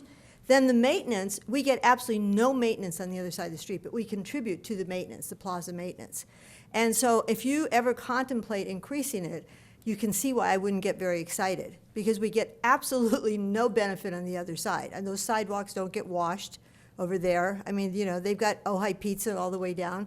Nothing ever is improved on our side. So, I mean, I remember when Alan Raines proposed this many years ago, and it seemed like a little teeny amount at the time, but it has grown, you know, from that. So I would say that I don't propose increasing that. If you can keep doing what you're doing by using it and then refunding it, you know, when the years that you're not doing it, I would definitely be for that and stand up and talk about it, because I cannot, when I look at my property taxes, the amounts I pay just for the city is tremendous on every property. It's a huge figure. And if you own properties downtown in the commercial area, you would know what I'm talking about, okay? I don't think people realize who don't have those properties. Thank you. Okay. Thank you, Barbara. Any comments on Zoom? Could we have the city manager speak to that? Hey, Barbara. Should we finish public comment first? Yes. Okay. Any comments on Zoom? If there's anyone in the Zoom queue who would like to speak on this item, please use the raised hand function now. Okay, we will close the public hearing. And Mr. City Manager, you want to respond to that? Yeah, I think, I think my response is I would offer that myself and the Public Works Director can follow up with Ms. Bowman. The district is the Arcade Plaza, and so we could look and make sure that the areas that that have been identified are being maintained, and then we can follow up and talk that through. So, okay, let's move on to discussion then. Still here? Any discussion from council? Yeah. Nope. Okay. All right. Well, I'll make a motion to adopt the resolution and direct the city clerk to transmit the documents. Second. Okay. A roll call, please, Gail. Mayor Pro Tem Haney, Yes. Councilmember Wyrick, Yes. Mayor Sticks. Yes. Councilmember Francina, Yes. Councilmember Blatz. Yes. Okay, wonderful. All right, we will move on to item number 4, fiscal year 2022, 2023, budget workshop number 4, summary and revisions. yes, thank you, Mayor. And I'll have a short PowerPoint here with some of the information. It's coming up now. I'm going to try. I will try to keep it very brief. I'm happy to answer any questions or get deeper into it if everybody would like to. But we'll start by reminding everybody this is the 4th budget workshop at City Council, and then we also had the budget workshop for the Budget Committee. So it's the 5th time, and so I think everybody's probably heard enough about it by now. So we'll try to keep it fairly simple. And what we did to try to do that is we called this our summary and revisions workshop. And basically what we're doing is we're bringing back the budget that we've already worked through with any modifications or revisions based on the direction from the council at the prior workshops. And so, again, I'll start fairly quickly. James, next slide, please. So fairly simple overview for next year. Our general fund budget is essentially balanced with a heavy focus on deferred maintenance of city assets. And so that's really, as we started to look more and more at each of our line items, we realized that, we've managed to balance the budget with a focus on catching up on all that deferred maintenance that had built up over the years. And so the proposed budget is a total revenue of $13.4 million and total expenditures of the same $13.4 million, again, balanced. And so this item, this budget presentation, it will be to review the very few modifications that we made based on the different council workshops. And so the first modification we made was related to revenue. There was only one change from what we presented to council a couple months back, and that was based on the receipts that we've received from the hotel groups in the last few months. We had expected that the hotel revenue has been increasing, but we had expected during January, February, March that it would come back down because those are typically the down times of the year for us. And they've continued to increase in January, February, March. Probably to nobody's surprise, I think everybody in town has commented that it seems like the hotels are back and fully operational. So that was reflected with our hotel revenue. And so when we started to budget 3 months ago, we had been pretty conservative with our hotel revenue. And we have seen with those 3 additional months of data, it's too conservative, where we were projecting for next year less than we were going to get this year in revenue. And so we made one modification to the revenue, and that is increasing that hotel tax to bump it up based on those recent receipts.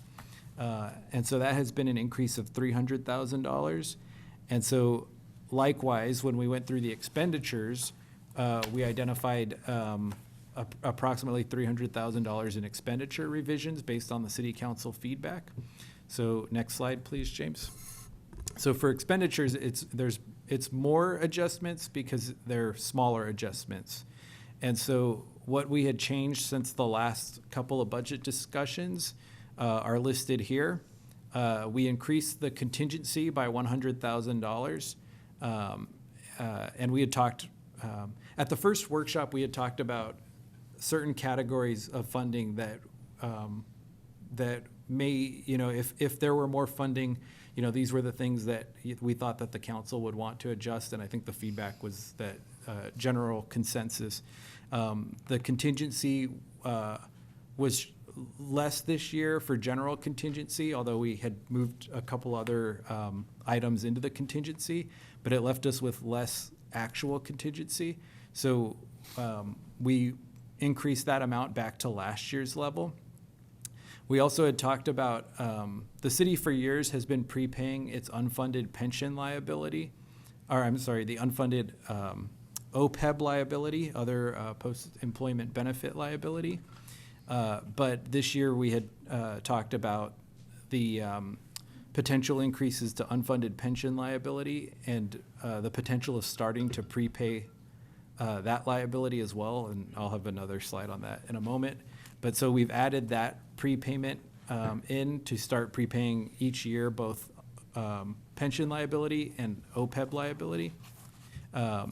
We also increased the community funding by $48,000 to $151,000, and there'll be another slide on that in a moment. We increased electrical costs based on just the actual invoices received. We positively got a notice from our insurance providers that our insurance costs were actually going to be lower than than their initial estimate, so we were able to decrease that by $166,000. We added the contract for a fee study and also rolled over the funding for the acoustic sound study that we had included in last year's budget because it's not going to be completed until next year. So those two items were an adjustment of $30,000 to contracts.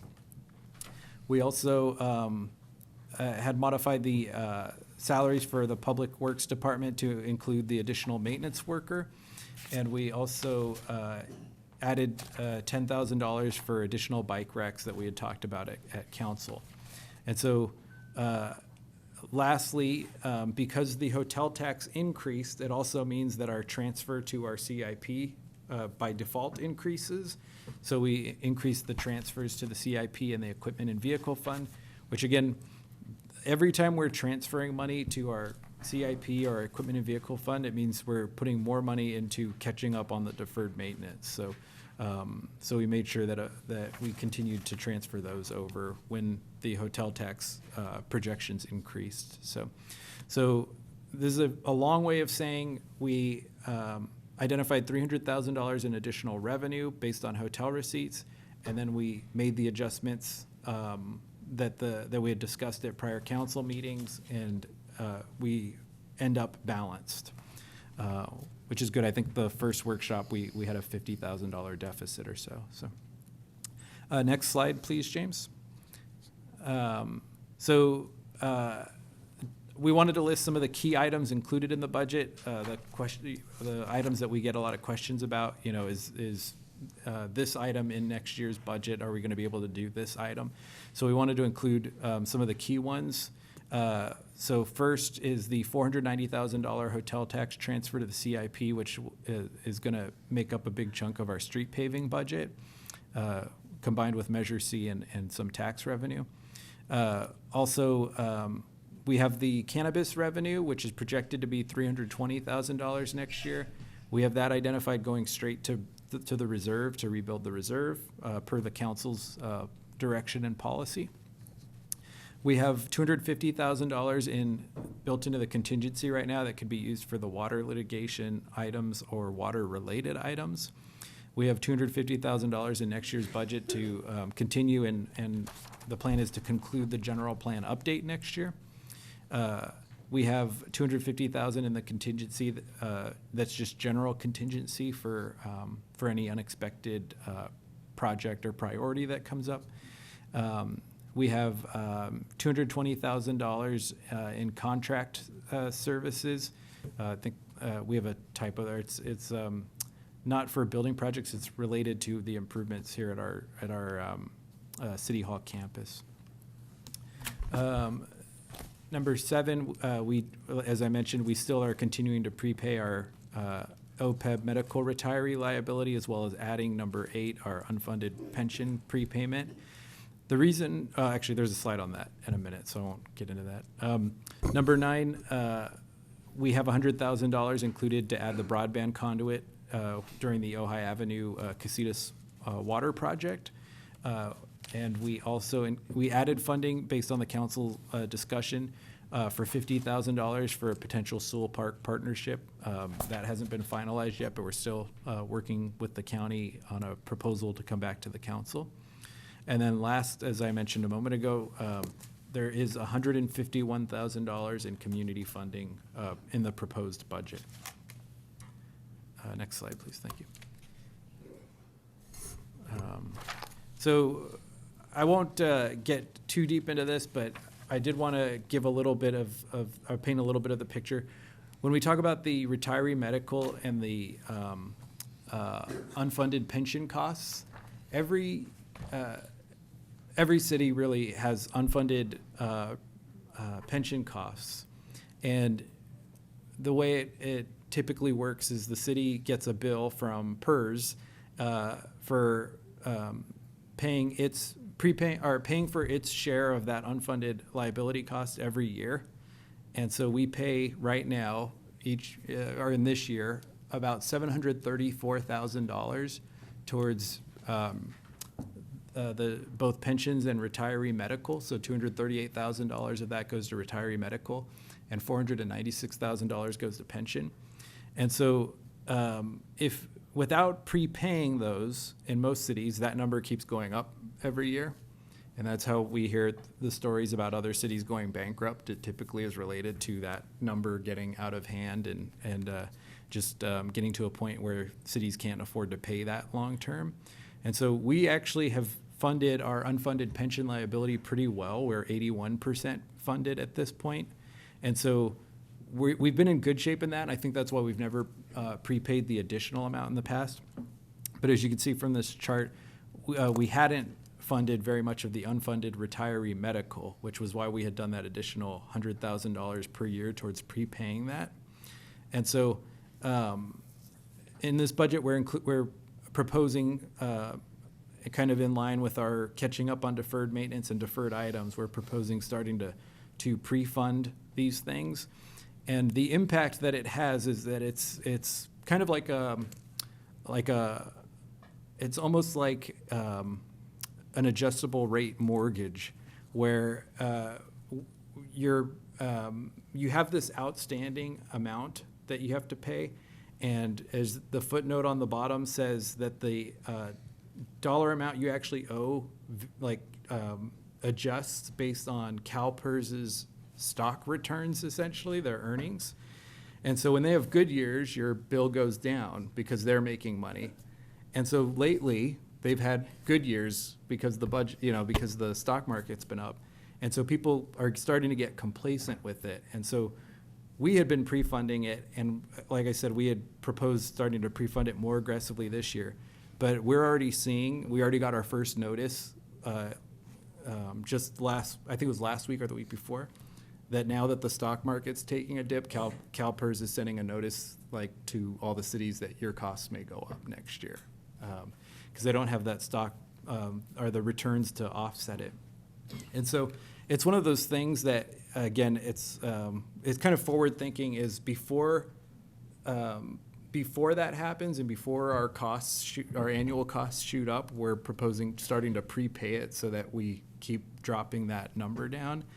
And so I think one of the, just to put it simply, if we didn't prepay it, we would have this outstanding debt until 2052 for unfunded retiree medical and 2048 for unfunded pension liability. If we prepay the $100,000 per year, the estimate would be that the unfunded retiree medical would be paid off 14 years earlier in 2038, and the unfunded pension liability would be paid off 13 years earlier in 2035. So it really would, it's like paying your mortgage off, halfway through the mortgage. And so what that would mean for our budget is that once we pay it off, that yearly cost that right now is $734,000 and probably climbing, because in most cities it's climbing, that we'd pay that off and we wouldn't have that annual payment, or as much of the annual payment. And so we're recommending, the council had already adopted a policy to pay the unfunded retiree medical and to catch up because it hadn't been funded very much. It was 10% funded. But we're recommending also starting to prepay the unfunded pension liability. And in the meantime, it should help, every time we prepay, it'll help keep the cost from going up, because PERS gives you credit for the money that you have in prepayment. So, yeah.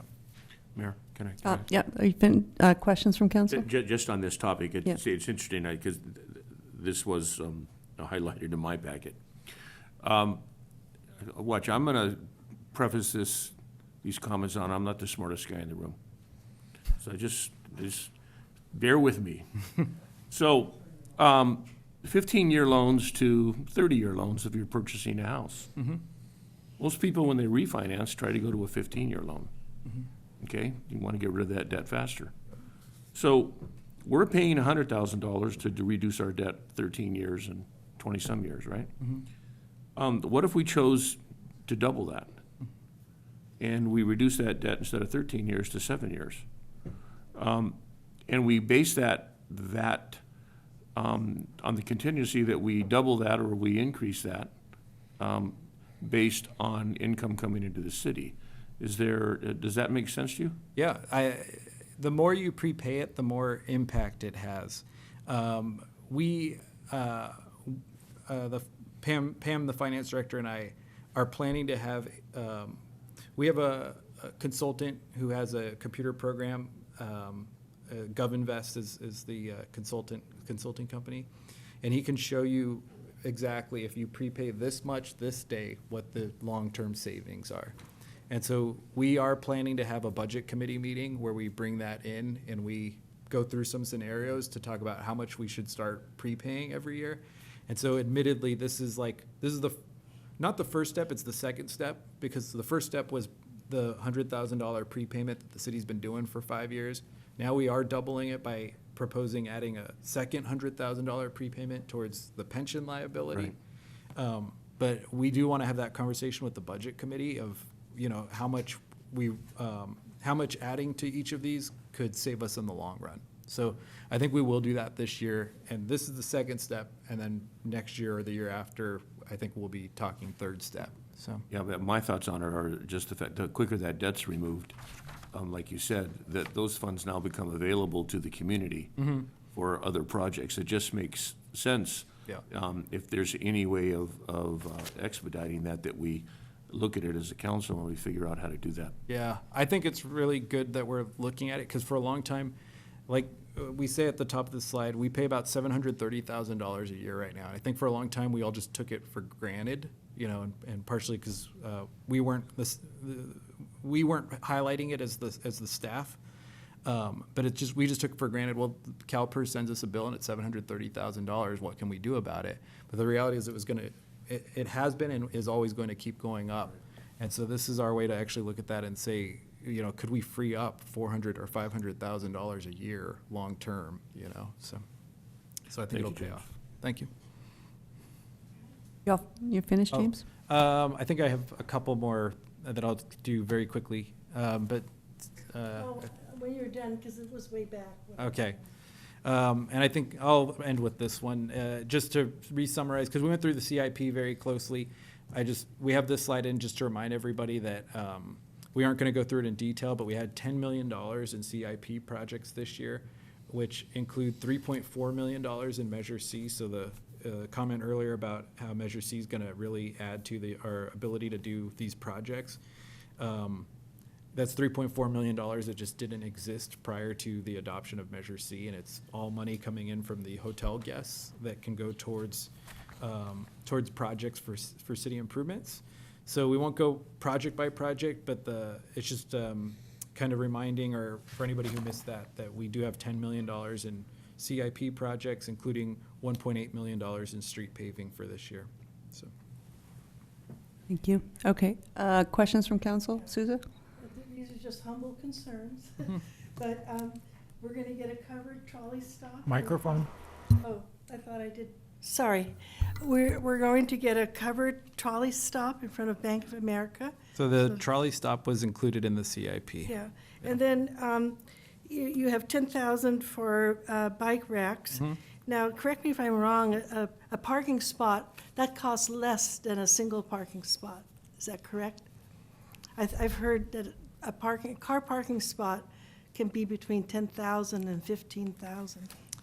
I think it could be. It's hard to put a number on. Yeah, parking because spaces. it depends. Yeah, and so for us, we get a good deal. Like our park and ride lease, I think comes out to less. It is less than that, but if we were going to try to build a new parking space, they're not cheap. If we purchase a parking lot, it'll be at least that much per parking spot. That's good to keep that in perspective.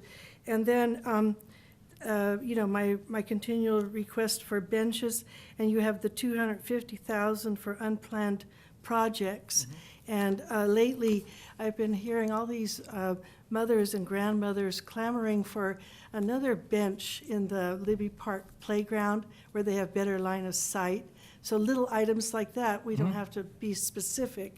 They can go under the unplanned projects. Right?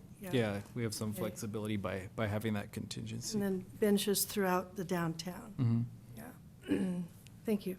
And I Okay. think, I will note, I think I said this last time, but maybe I didn't, maybe it happened after, but we are planning on, we're planning to have a consent item where we'll try to keep it simple, that'll show a map of the additional locations that we would plan to add bike racks and benches this year. And then if anybody wants to discuss that, we can always pull it and talk about it, so. Okay, thank you. Okay. All right, we'll move on to public comment. First, we have Brian Akins, then Bill Miley, then Chris Danch. Thank you.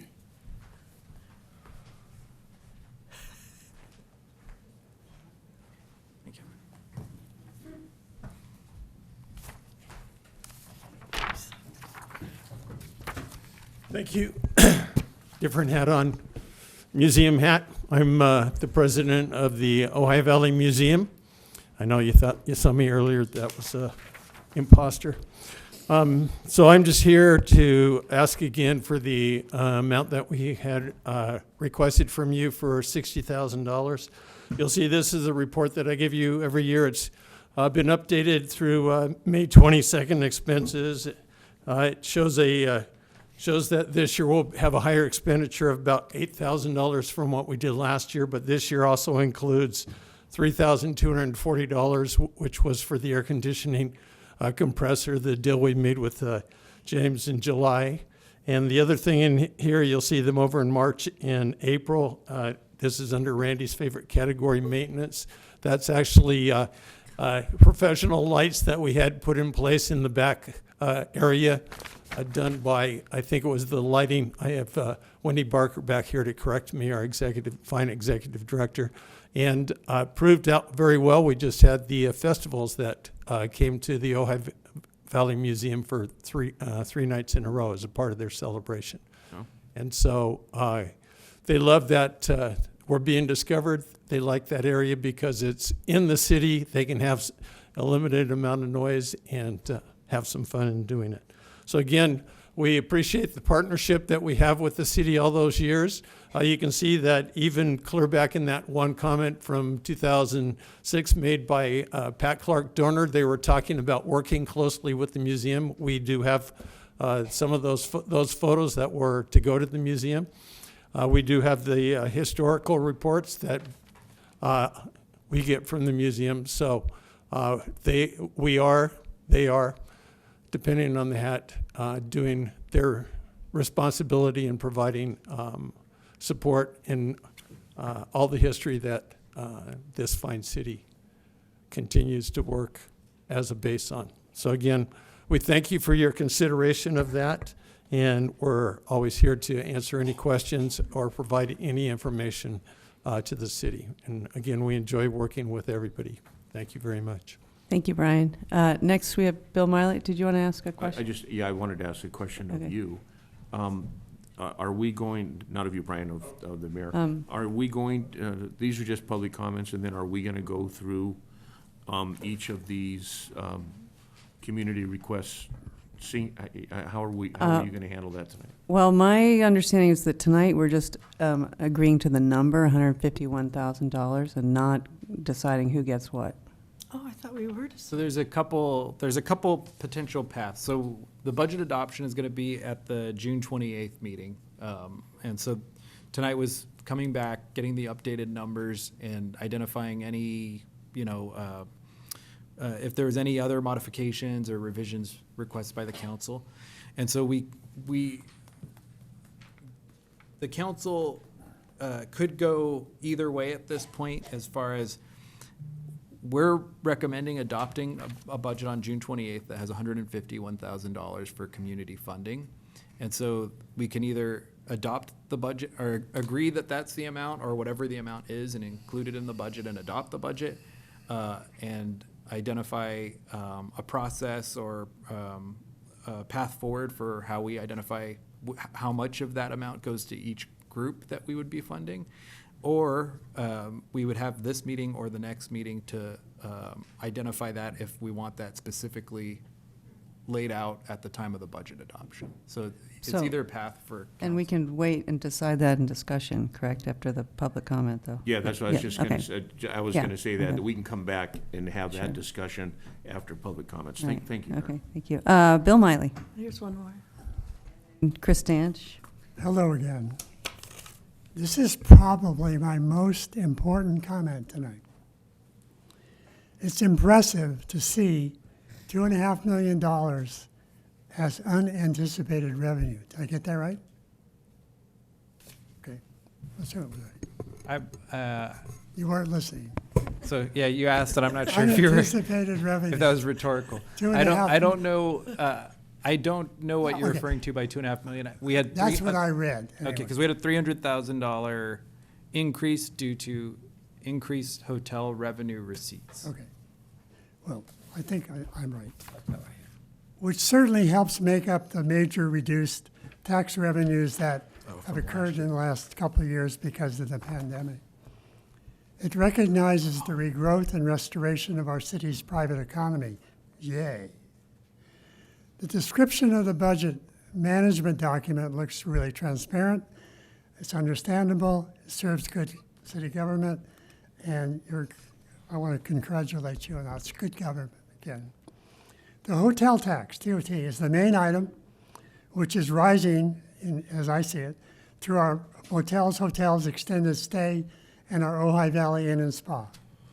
I support a continued look and examination of a key concern here, the need and value of further integrating our city to meet resident citizen needs and wishes, business needs and wishes, and those businesses, the needs and wishes who serve our tourists and visitors. We need to continue to work towards an optimum balance so our citizens, their values, the visitors' values, and the tourist values are balanced out. But we need to recognize that the foundation of our city's life is us, the citizens. And we know that a building with a deteriorating foundation is bound to fall. And let's not make that let that happen. So here's an idea. Through our hotel tax, our city gets revenue to maintain itself, mainly our roads. Our city wears out faster with more folks coming here, especially Wednesday through Sunday. But the upside is the revenue from the hotels. The revenue pays for repair and replacement and needed tourist support, and the more important monies beyond meeting the repair needs is available to add to the benefits of our citizens. An example is this year's budget and the increase in the contingency fund of $100,000 for the improvement of Soul Park if our city and county agree on a management change. Very nice extra benefit from our tourist industry tax revenues. I'd like 30 seconds more, please. A very nice extra benefit, okay. This could be a big step in providing more and new recreational benefits for our residents because of tourists. And it's only now available because we have the TOT tax and the increase that the citizens gave up to 15%. So let's keep working on a good balance. And I suggest we consider a percentage of the hotel tax provides special benefits to our citizens that they recognize.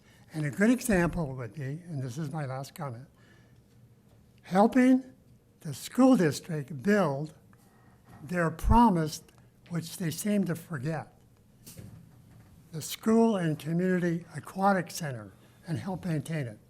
Thanks. And that's a real benefit that we get from the tourists, and we won't be so angry at them sometimes. Thanks. Thank you, Bill. Next, we have Chris Danch, then Kathy Nolan, then Larry Steingold. Thank you, council members. On the community service, obviously I'm here on behalf of the Ojai Valley Fire Safe Council. Just want to add a little bit more clarity and also be available for questions on the opportunity that has been presented with our request. The CAL FIRE grant giving rise to this opportunity was written well over a year, almost a year and a half ago. And a lot of changes in the Fire Safe Council here, our partners, the Wildfire Collaborative that received the grant. A lot of changes have taken place. And the position we find ourselves in now that we're able to host the liaison here, we're also able to provide workstation for our primary contractor, Jensen Hughes. that gives us an opportunity to really focus the efforts these people put and the funding behind them for the city of Ojai. And we are not in a position to do that when this grant was written. However, the providing of these services and this office space also has put a strain on our unrestricted funds. One of the things about the CAL FIRE grant, we received very little indirect on that. One, because of the competitive nature of the numbers involved, but also we're a contractor under that grant. We're not the grantee, so we don't receive the generous indirect that comes from that. In any event, this is an opportunity to begin to tackle almost intractable problem here with our housing and the substandard as far as WUI standards are concerned. So that's a substantial risk to the city and its citizens, and this is the beginning to put together a large constructive effort to address this large issue that we have. So with that, I'm trying to struggle with the priorities on the excess of requests over the amount available, that this does present an opportunity. It starts on the schedule that is through the Ventura Regional Fire Safe Council, runs concurrently with everything we're doing, so that it's not something where we can put it off for a year. We'll lose this opportunity. So with that, I thank you, and if you have any questions, I'm happy to answer them. Thank you, Chris. Yeah. Thank you. Okay. Next, we have Kathy Nolan, then Larry Steingold.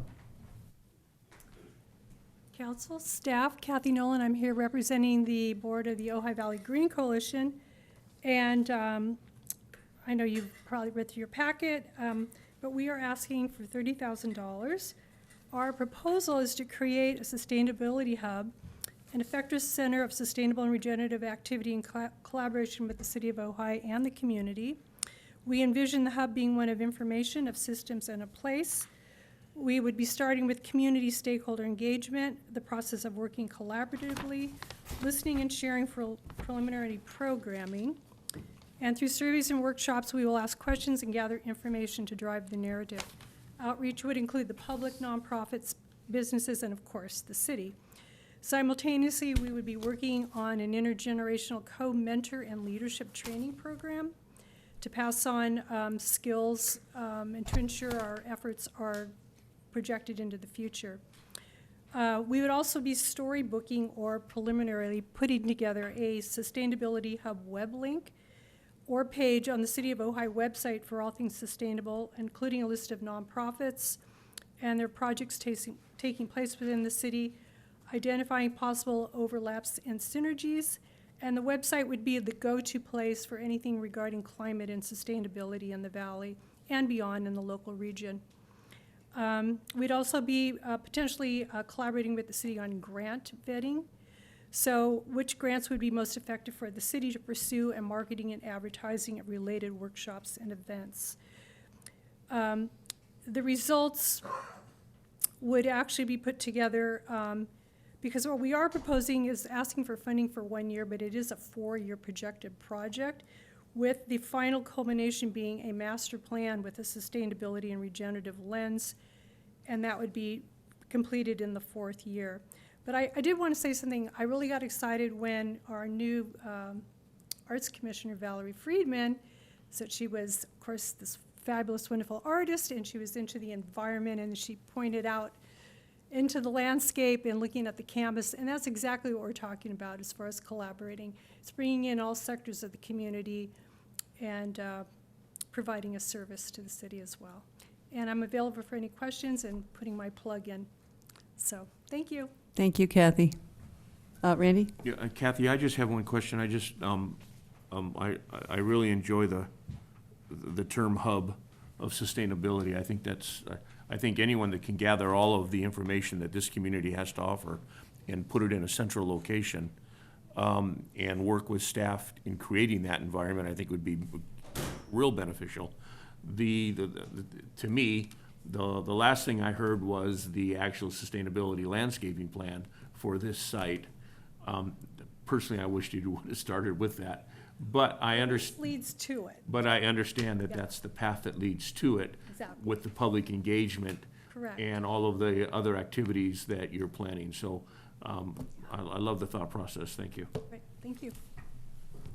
Thank you. Larry Steingold. I represent Ojai, okay? Coming from a place where not paying funded liabilities like pensions is an art form, all right, and a science. Playing kick the can is something that they do very well in Rhode Island. The city of Providence has to now, they just voted on a $500 million pension pay down that the city people now have to pay because the politicians made the deals with the unions to keep increasing the pensions, which they never funded because they didn't want to pay the tax increases. They didn't want the public to have to pay higher real estate taxes. So they kicked it down the can, and it goes down and down and down, and now it's out of control. So I implore you, take all the money from El Roblar and pay off the pensions. Get them done, because when the pensions aren't getting paid, and CalPERS is sucking wind, okay, call it what it is, and the bill comes to the city, it's $1.5 million, all these good people are gonna have their nonprofits are gonna end up coming empty. And the services are gonna suffer, and everything's gonna suffer because you can't get away from paying this pension fund. So pay the pension, pay it off, get rid of it, have the number fine, and the city lives well. Because because right now you're 13 million. The bill from CalPERS is what, 750? Just from them?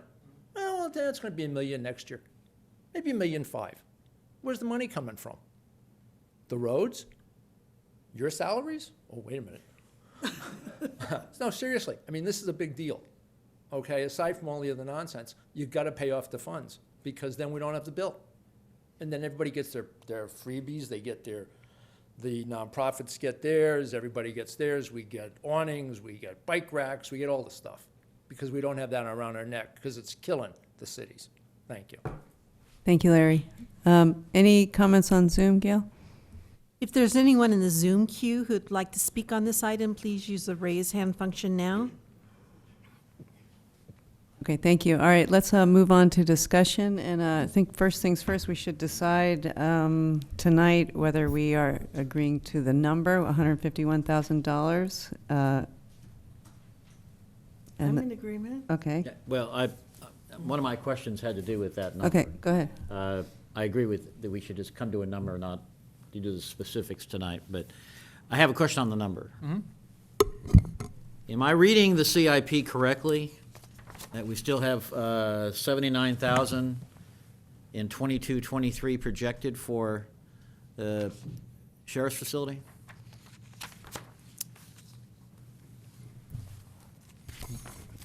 I'm looking Yes, and, you know. unreimbursed. Yeah, and we had talked about that, and so here's the challenge. So we can update that. I guess the conversation I had with finance was that we wanted to have the budget there so we can do the work, but we would still, we would get the reimbursement, get the commitment for the reimbursement. So it's reflected in the budget, but it doesn't mean we wouldn't do it unreimbursed. You see the point of my question. But is this money that could go for community? But it can't. If reimbursed for community. And that's the problem, is it's still CIP funding. I know, but we transfer in. You would transfer, so the modification you could make would be transferring less to the CIP. That's what I'm saying. Yeah. Yeah, and that's. Just a thought. Yeah, so that would be an option. Obviously, I guess my only. I told you I was going to raise the issue. It's not a surprise. Yeah, it is an option. I think what I would say is that we still technically, until council adopts otherwise, we still have a policy that we are transferring that money to the CIP to catch up on deferred maintenance. So I that would be, understand. And that's good too. Yeah, yeah. Okay. That's I had a couple more comments, but on another subject. Yeah. That'd Okay. be potential, though. Susan, then Randy? Yeah. Oh, I just want to say, I want to finish this item, but I know people have been sitting now for some people for over 2.5 hours, so they can look forward to a break before we do the cannabis discussion. We can all look forward to a little break soon. Randy? Okay, can you clarify what you and Bill were talking about, James? So Yes. we have $79,000 in what? So we have the money still in the CIP for the paving of the sheriff's station parking lot. Thank you, that's all I needed to clarify. Well, and some other thing, one other thing too. Some sheriff's. Okay, so that's a capital improvement. Before we agree to the $151,000, I just would like to, I think I brought this up at the last council meeting, I'll bring it up again tonight. I think that we need to pull the Ojai Valley Museum funding out of this category and designate it as its own funding source, just as we do the Arts Commission. We give them, James, we give them $37,000 a year for. Yeah, $37,000 a year in their budget, and as you mentioned, they're in a separate section now as a city commission. So, so I would like to pull that and just make the museum a part of the city operations. I don't know how the rest of you feel about that. Because I just think every year them having to come to us and not beg, because Brian doesn't do that, but he presents his numbers and his facts very clearly. And it's just, it's ours. And it's part of, when some of the people talk, when people say the heart and the soul of Ojai, there's nothing greater, there's nothing more important or as important, and it is equal to anything anyone could say is important. So I would personally like to see us figure out how we pull that from this, so that reduces that number from, if we just pull it out of this conversation. And I would like to do that before we decide on what number we want to do tonight. So if we can make a motion and have an agreement that we fund the museum on a different mechanism, and we have James bring that back to us on the 28th. We could show that on the budget. I would like to do that. Do I need to, I want to ask a question. Suze has a question, then Bill? Go ahead. Did you want? No. Oh, Go yeah, ahead, my Sue. question is, you're not, are you suggesting by pulling it that the 151 remains intact, or it's deducted from the 151? the 151 stays intact. It stays intact? Stays intact. We take the 51,000, we take the number that we're allocating to the museum and just pull it off and find a different funding source for it. Maybe $79,000 out of unanticipated CIP work, if we choose to do that. And then we fund it on a continuum based on this number that they're requesting this year, and that we do a build-in of some type of increase. What do we call that? Not a CIP, but a cost of living expense, where we create it where it doesn't exceed 10% or 5%, whatever we want to agree on, so that we don't have to keep having this come back every year. This should be something that we take care of. And how we do that, I'm open to the conversation. Okay, I see Ryan's hand up. Go- Thank you. I just want to say, I don't know if that makes any sense. If we have to do the budget every year, so you can't not have to do, you move the category, but you can't just say we're automatically going to do it every year. It's all part of the budget process. So why don't we just do it this way this year? What you're really doing is secretly adding $60-something thousand to what we were looking at for community expenditures. And I don't know how moving it around. Why don't we just take care of it this year with a policy next year when the budget comes forward to change the categories? Because it really doesn't make any actual numerical difference. And we can say they don't have to come back, but they're already here. I mean, what are you changing? Okay, are you finished, Ryan? Okay, Randy? Okay, so first of all, we're not secretly doing this, and I know that's not what you meant, but we're not secretly doing anything because we're doing it right here publicly. All I'm trying to say is we're trying to pull it from the community-based line item. That's all I'm trying to say. And whether we want to, and again, Ryan, what I'm saying is put it in another category. You're saying do it next year. I'm saying do it this year. I'm saying we have the time this year to do that. And then to respond to Councilwoman Francina, yeah, I'm saying keep that budget at $151,000. And then let's look at, personally, again, I'm only speaking for me, and I'm looking at the recreation and high school intern program, and I'm seeing that money that we're keeping in this category as going to creating a bigger internship program out of that program. That's why I don't want to take any money from it. I think that internship program for the youth in this community is huge and could be huge and is well needed. So that's why I'm saying leave that money there, whatever the 151,000 is, but let's create a different line item for the museum. Susan? I'm, at the moment, I'm not prepared to make that decision. Okay. Bill? Let me just talk about this philosophically first, just concept-wise, because I support what Councilman Haney is trying to do for the following reasons.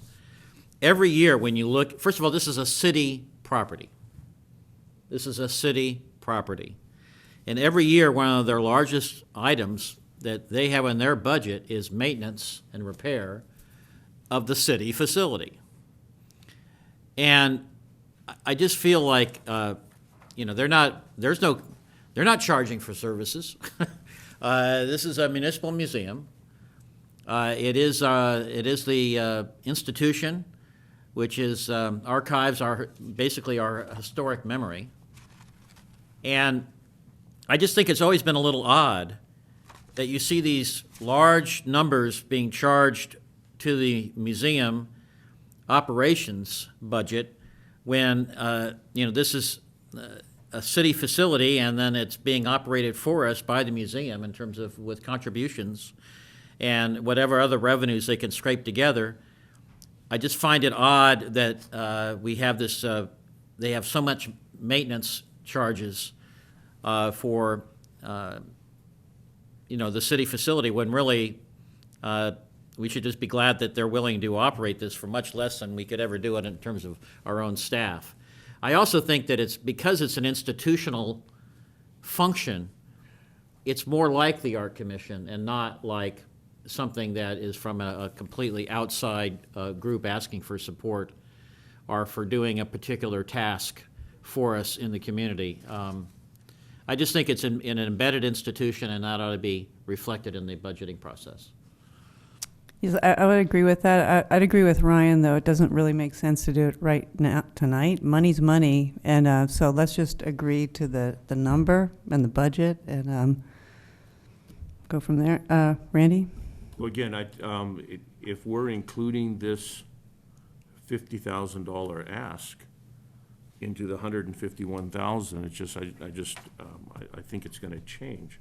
So I'm not sure if that's, I'm not, Okay, so wherever we put it, but what we're doing is we're accounting for it in this request for community funding.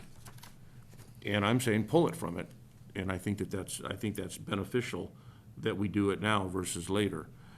Something else that we always talk about in the community is how can the museum do more?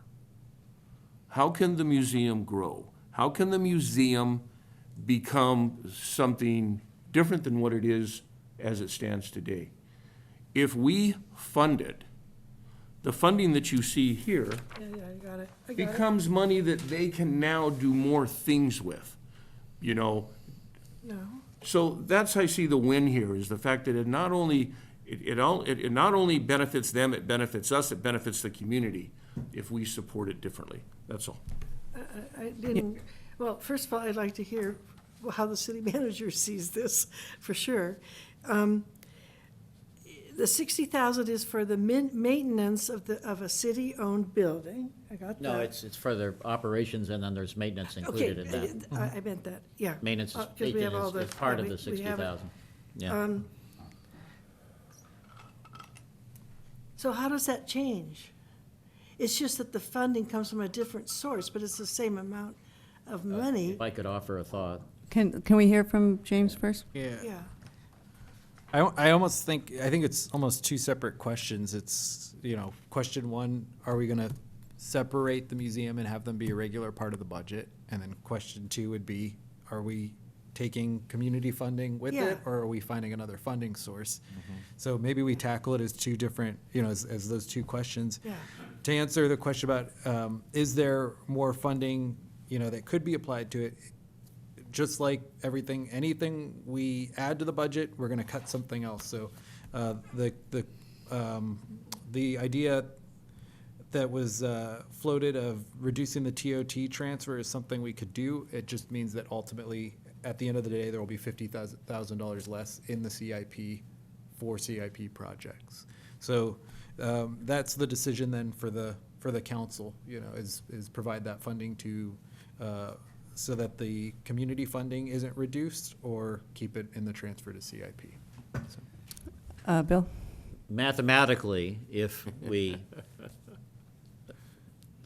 can't count on the 80K, 79K coming from billing from the police department,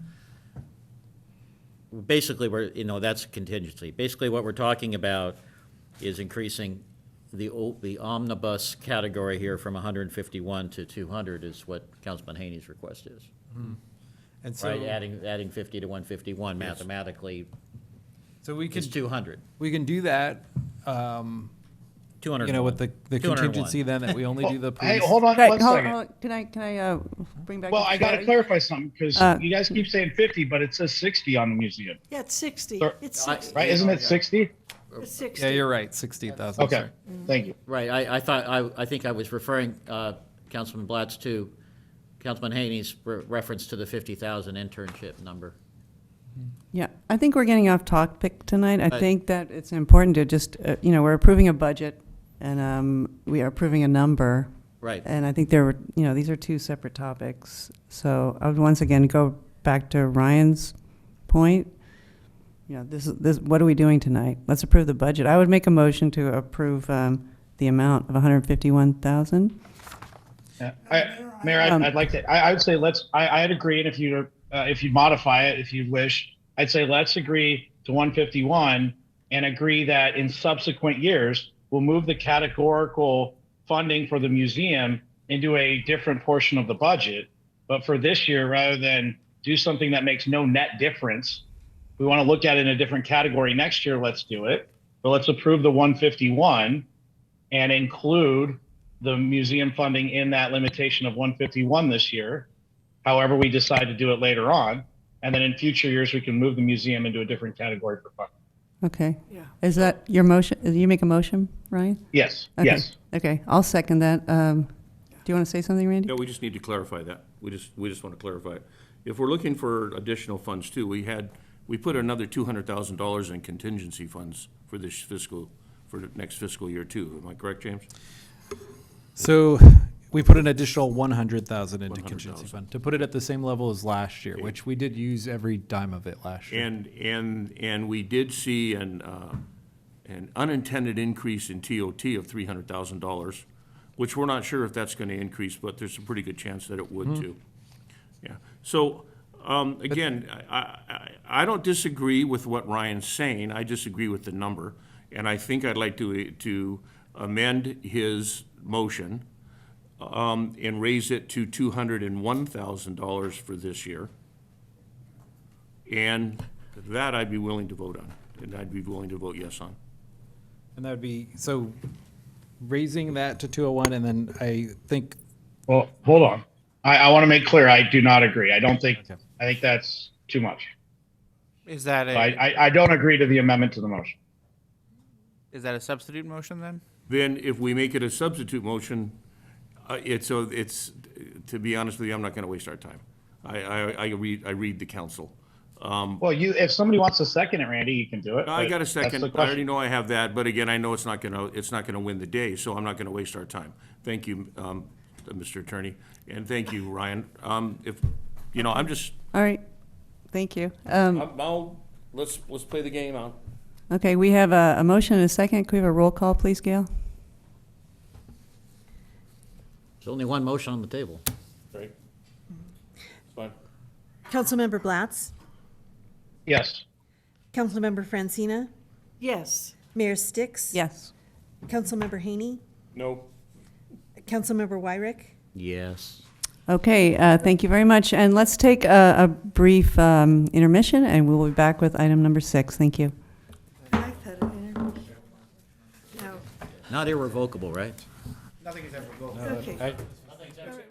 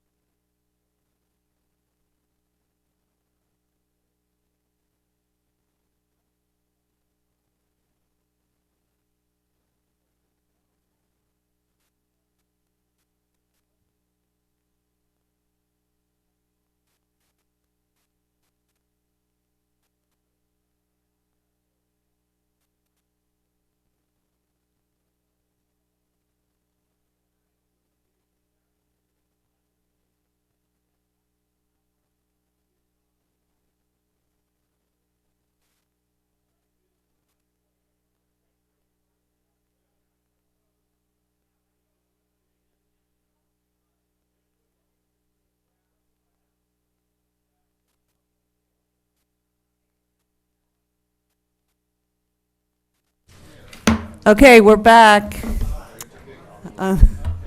Let's move on. Let's move on to number 6, the review of the cannabis regulations pursuant to Title IV. Can we have quiet in the house, please?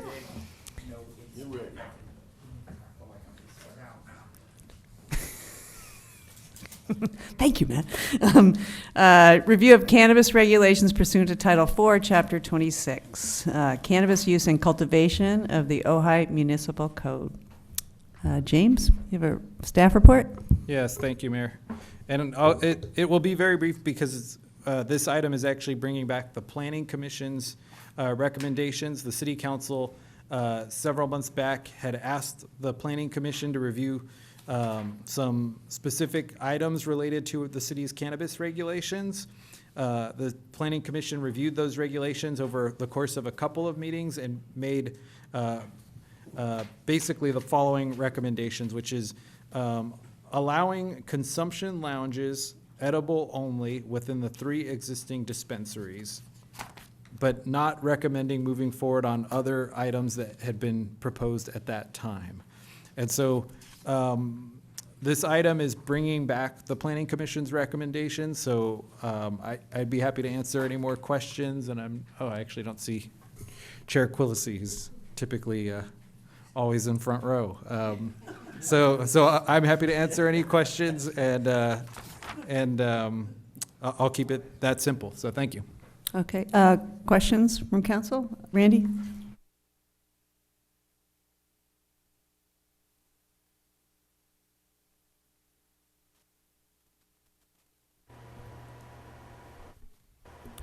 Generally, the State Department of Alcoholic Beverage Control. So who would regulate the consumption of cannabis? Microphone? Turn on your microphone. Thank you. Who would regulate the consumption of this in these lounges? Or are they required? It would be a combination of the State Department of Cannabis Control and the city. So there would be a governing body.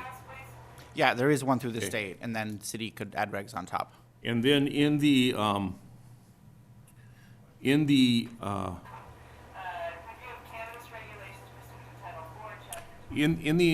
environment of someone consuming, are we waiting for some?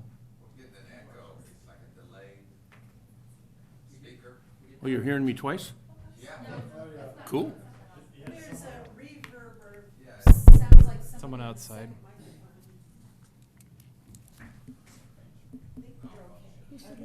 You want to continue? Yeah. Is the concert still out there? Yeah, no, you know what? I was. You're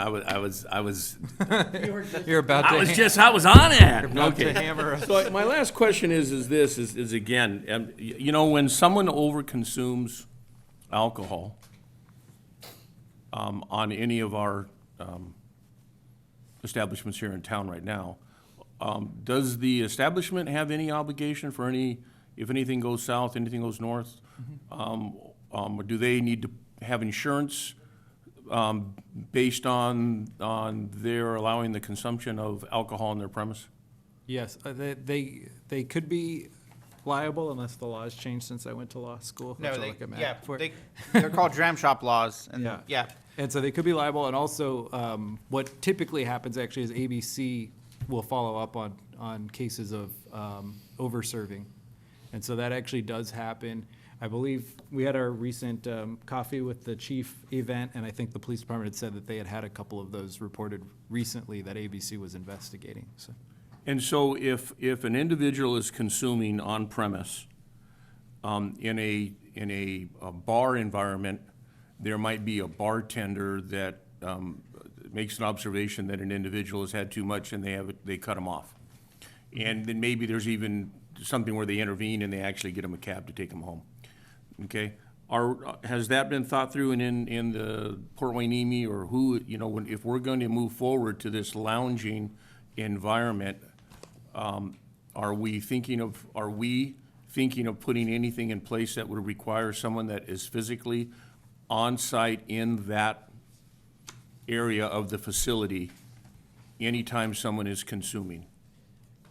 Has that been thought about? So the simple answer is that we expect that if there is council consensus to allow it, that we would develop regulations and we'd address concerns like that. But have they been considered at this point? No, because we were waiting for the council direction on whether or not to do so. Thank you. Any other questions from council? Okay, we'll move on to public comment. First, we have Chelsea Satula, then Jeff Kroll, and then Michelle Rosenblum. Mayor, may I request if Chelsea needs one more minute or so, that she doesn't talk so fast? Aw, thank So that you. we can really, this is an opportunity to educate the public. Thank you, Souza. I'll take that. I'll still talk fast, but I'll try not to. Thank you, council and staff. I appreciate you hearing this. I sent lots of written public comments so that you could more easily digest my points. I'm very disappointed in the Planning Commission's recommendations.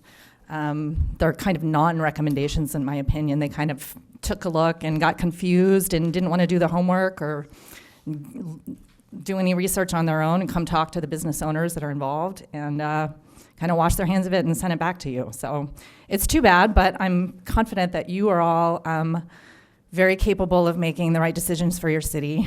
My point I would like to make tonight is that there is a seemingly, to me, very loud lack of opposition on this issue. There's a lot of controversial things going on in your chamber. You got public pools, you got valet parking, and you got pickleball. And that is what draws the crowds. Cannabis does not draw opposition. I've looked through all the public comments. 6 years ago, we would have the Department of Public Health out here telling you this, we cannot have this. Our children, right? Where are they? They lost this war. The drug war is over. Well, we're still fighting it. It's not over yet, but a lot of people had admitted that they've lost and that this is a big deal about nothing. A lot of people want this, and they've already expressed that. The people that don't want it are like, okay, fine, I won't go there. I won't patronize that smoke lounge if it's going to annoy me. What I find to be particularly problematic is that, especially by the Planning Commission, we're treated as ipso facto nuisances before we even get there and light up a joint. If somebody whispers in somebody's ear, well, I live close by and I wouldn't like that. Why does that dictate public policy? None of those comments have been made public. If anybody's speaking out, they're not doing it publicly. They might be whispering in your ear, this is what you gotta say and nobody wants this. They're not coming out. I don't hear them, I don't see them. I've done a lot of research. I invited an expert on lounges to the Planning Commission meeting. She's a friend of mine, she's done a lot of work.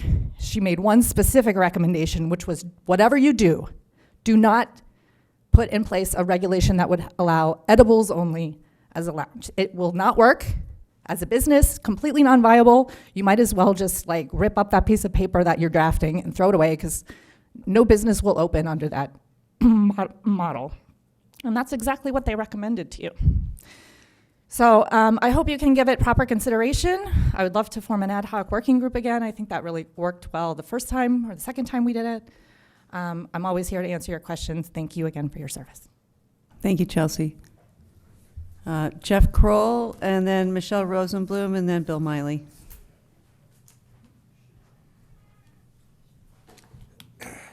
Hello, my name is Jeff Kroll. I run Shangri-La. I've been running Shangri-La since 2009. I feel like a broken record.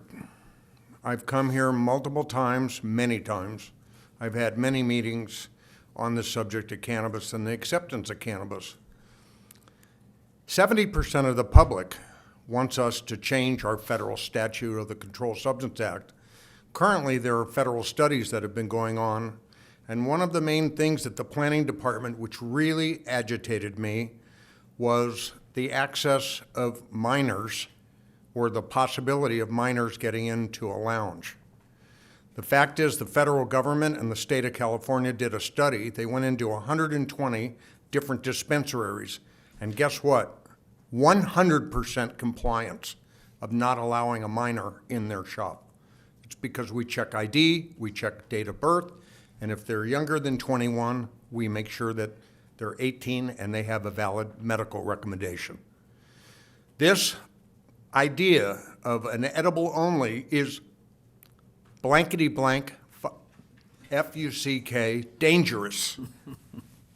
Because edibles, we teach the people who come into our stores, not only myself, Chelsea, and Ojai Green, that edibles take an hour or maybe even 2 hours to take effect. So here we're talking about liability, and you're suggesting edible only? You might as well give me a bed and breakfast permit or a hotel permit, because what happens in an hour and a half or 2 hours, they're not going to be able to go home.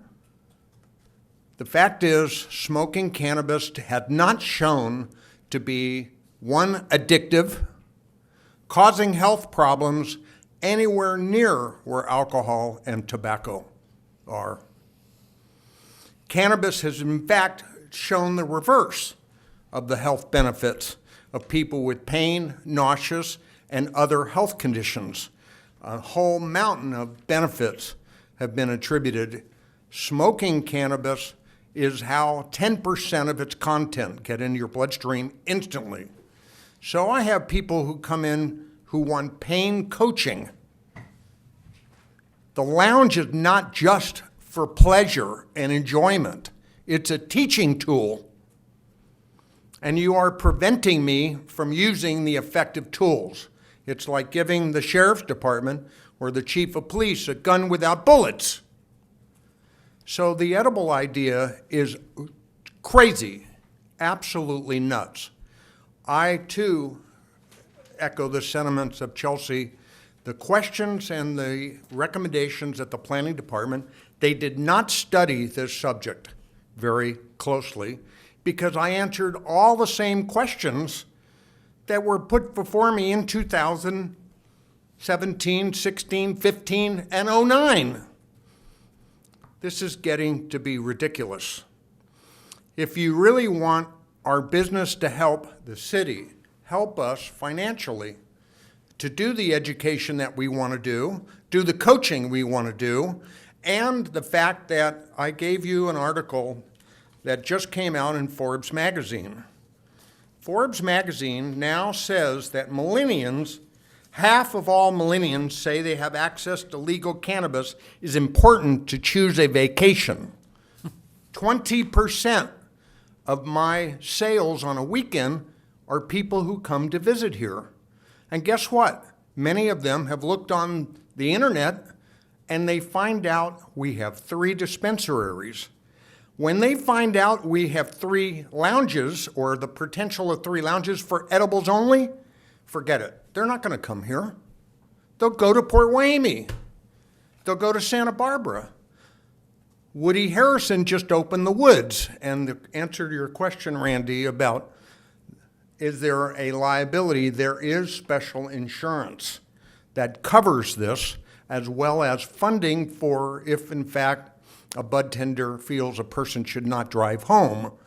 That's where Dutch comes into play, where I have someone who is responsible to take people away to their home who have been inebriated with alcohol. The safety factor of alcohol compared to cannabis and the use of either, the argument is just not there. So the negative feeling that lounges, now I support the fact of edibles being consumed, but I wouldn't want them to consume it in my shop. I'd want them to take it home. And then I teach them how to use small increment amounts so that they can acclimate to their individual dosing. But with smoking, you have a little bit, people don't just smoke till they're crazy and stupid. But right now, none of the hotels or locations where a tourist comes here, can they smoke in a hotel room because of the anti-smoking status. So where do they do it? The sheriff department and police department can verify that. They go out in their car. They go in their parking lot of the hotel. They go out on Gridley and walk. They go outside. But if we had a place that they could go where it's safe, where everything is tested, and by the way, I want to thank the chief of police here, because I had 3 individuals, customers, come in and tell me where they were buying illegal cannabis. I've been an advocate for testing ever since I started this in 2009. That shop was closed in less than a week. Thank you. And I want to thank the public that turned me on to that location. It happened to be in the county, but it was here in the valley. 81% of the products that have been taken by law enforcement or seizures has been tested to the standard of California Certificate of Origin. 81% has failed in the black market.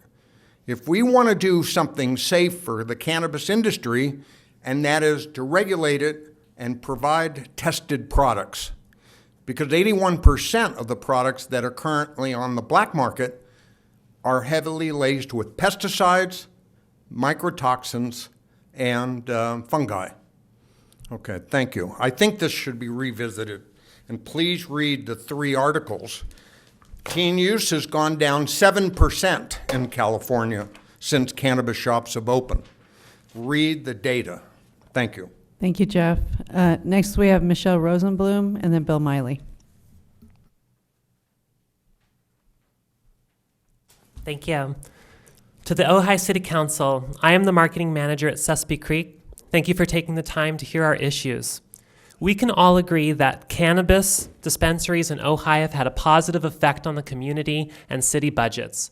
Despite initial concerns, the dispensaries have proven to be valuable and have broken previous stigmas. These dispensaries came to be in Ojai through progressive planning from an ad hoc working group. With how much there is to unpack from the cannabis issues on the agenda, doesn't it make sense to come to the table with the dispensaries and experts to draft concepts together that all parties can agree to? I thought that was the purpose of sending the issues over to the Planning Commission, but I witnessed the dispensaries talk for mere minutes while the council went on for hours echoing misinformation and ignorance. No offense, it's admittedly a complicated topic. But that is why I think the city isn't taking the right approach to discussing this. I propose that the city bring back an ad hoc working group, put all the cards on the table, and get business taken care of. If you are concerned about how to address intoxication levels, then work with us to create policies around customer cutoffs.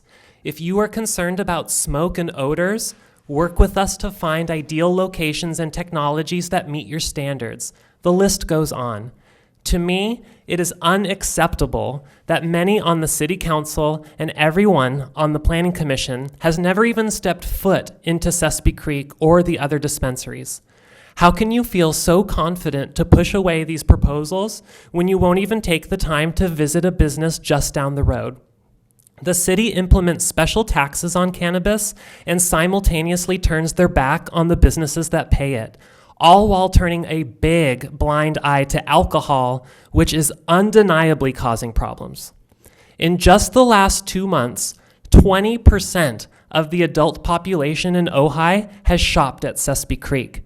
I'm talking unique customers. Our email list is significantly larger than the population of Ojai and highly localized. You are all aware it's an election year. Our Instagram post on tonight's meeting has been seen by 1,600 people in the last 24 hours. They are all following closely. Sespe Creek will either be blasting in celebration that the city worked with us or that they shut us down. What side of history are you going to be on? Bring back the ad hoc working group. Thank you. Thank you, Michelle. Next, Bill Miley.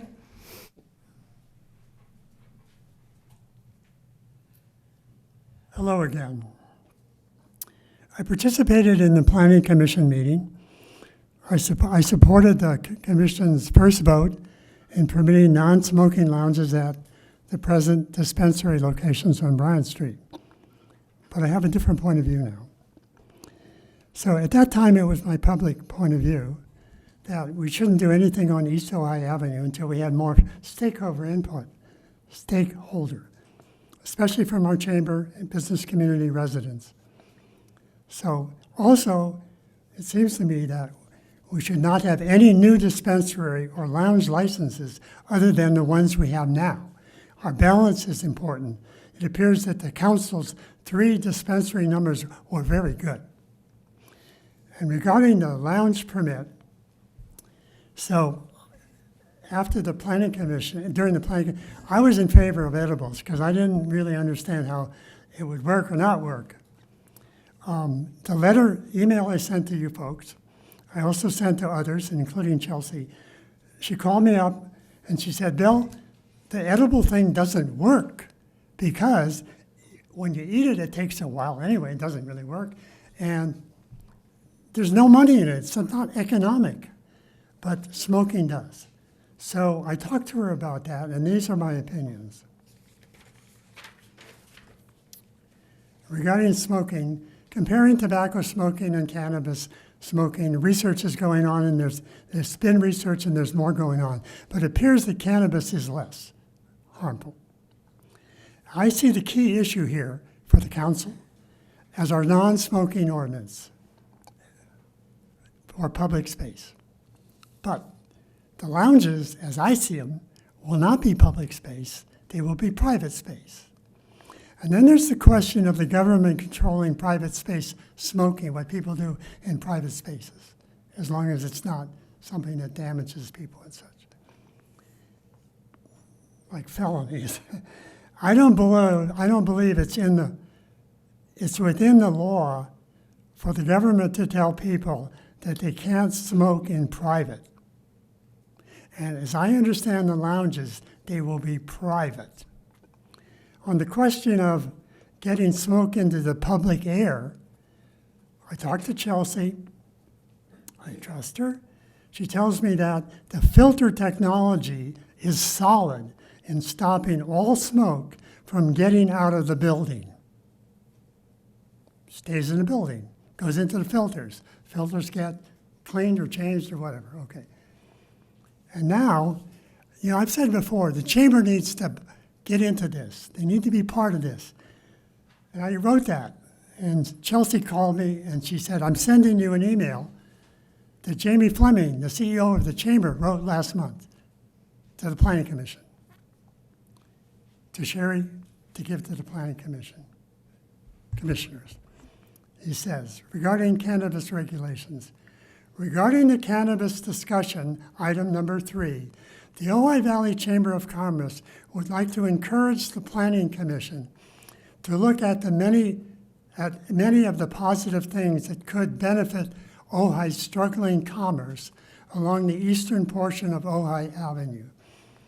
Many customers each day drive all the way down Bryan Street to an industrial park setting to go to these cannabis dispensaries, period.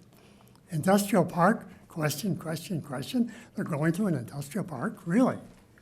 It would be nice to start getting this amount of customer traffic going to locations that are currently dead along East Ojai Avenue.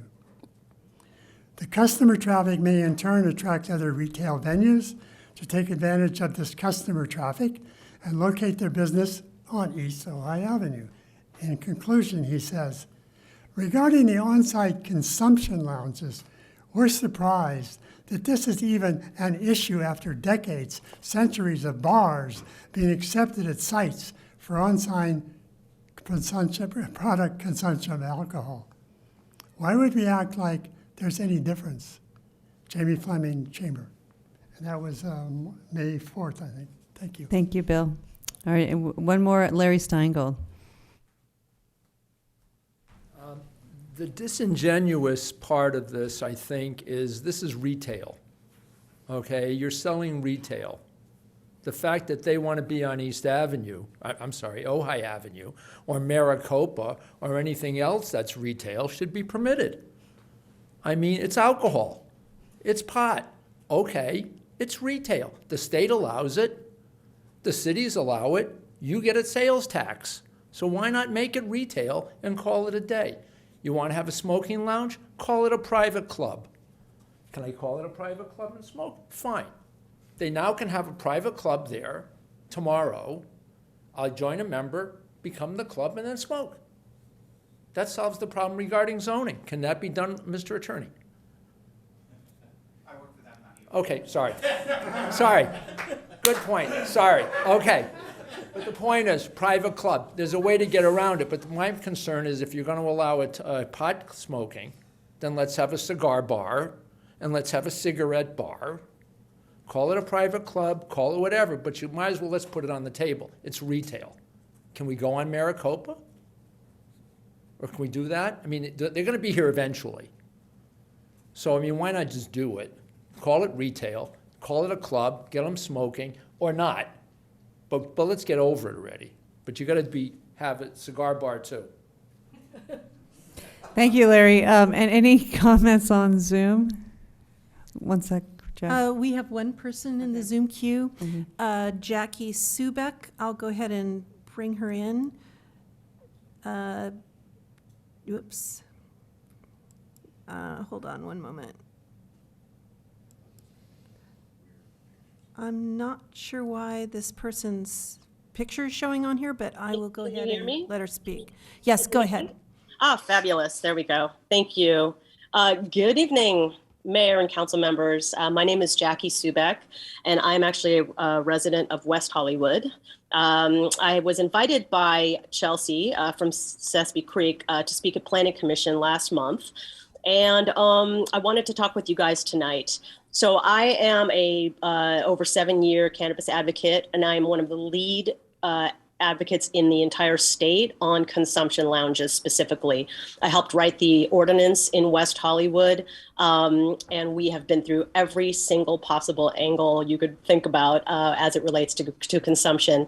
So I wanted to share some of that with you. I did submit a written public comment, and I hope that each of you has had the opportunity to review it. And if you haven't, I really recommend you do, because I went into great detail on some of the issues that you're thinking about tonight. So for starters, I want to echo what some of the other speakers have said, that I definitely disagree with the planning. I don't think that they took nearly enough time to understand the issues. And I do understand that these are complicated. Cannabis is not a slam dunk. There's a lot of details and a lot of nuance to all of this. But one of the things that I presented in the written comments that I want to talk about was the different models, and that would help address one of the council members' issues that he brought up earlier. Just so you're clear, there are two different models there in the state. The state itself doesn't care about consumption because there's no sale involved, so there's no tax. They only care about the actual sale of the product. So they left consumption up to the cities and said, hey guys, if you want to have consumption lounges, it's up to you. They can be ancillary to a dispensary. And that's how the state set it up. West Hollywood took it one step further as a big tourist city and said, hey, on top of the ancillary retail model, let's also have a standalone model that doesn't have a dispensary attached to it. Those will be more like lounges, more like bars and restaurants, where it's more of a destination and an experience where you're not actually purchasing products and walking out the door with them. You're actually purchasing products to consume on site. So the way I look at this is there's the ancillary model, which is what your 3 dispensaries are looking at right now. And then there's the standalone model, which you hadn't even really talked about yet. There's a third model that I want to present to you, which is a hybrid. And this is where we settled in West Hollywood with the edibles lounges, because the problem that everybody has acknowledged tonight is that having an edibles only space is actually just untenable and non-viable. It makes no sense. There's nobody that's going to go and open a prepackaged brownie and then just sit there for an hour and wait for it to, happen. Whereas smoking or vaping is an instantaneous, event, and it's a very social event on top of that. So what we decided to do in West Hollywood, which is making a lot of sense, is a hybrid where we have basically split the property, where half of the customer area is a smoking area, smoking and vaping, and everything really area, but smoking and vaping. It's heavily controlled with air filtration and odor mitigation measures. The other half of the floor space is then allocated to an edibles-only space. So for those people who don't enjoy the cannabis smoke, but they do like cannabis, they could still have an area there to go to, maybe have a cannabis beverage, maybe order some food, but not be impacted by the smoke. So that has seemingly been the best case scenario for the standalone lounges in West Hollywood. And now San Francisco is starting to take them on, as well as is the Coachella Valley out in Palm Springs and that area. I think what's important to understand, you brought up overconsumption, and I want to talk about that because you're right. In a bar, you've got a bartender who will typically look and say, hey, you might have been drinking too much. We're going to cut you off. Well, in a cannabis lounge, for starters, anybody can only purchase up to the state legal limits. So you've got limits that the state has right away. But secondly, you've got impaired customer standard operating procedures that have been, we've got in crazy thorough SOPs to support all of this. And ultimately it comes down to a business's best practices. It will be up to server staff. It will be up to management to keep an eye on people, making sure that they're not over consuming. And if they do, there's measures to take care of that person and to, put them in a place, give them water, make them calm, put them in a chair that's comfortable and let it just wear off, because ultimately that's all that's going to happen. The other thing we want to do is promote shared rides, and because we don't want people driving impaired. So a lot of shared rides is promoted with the cannabis lounges.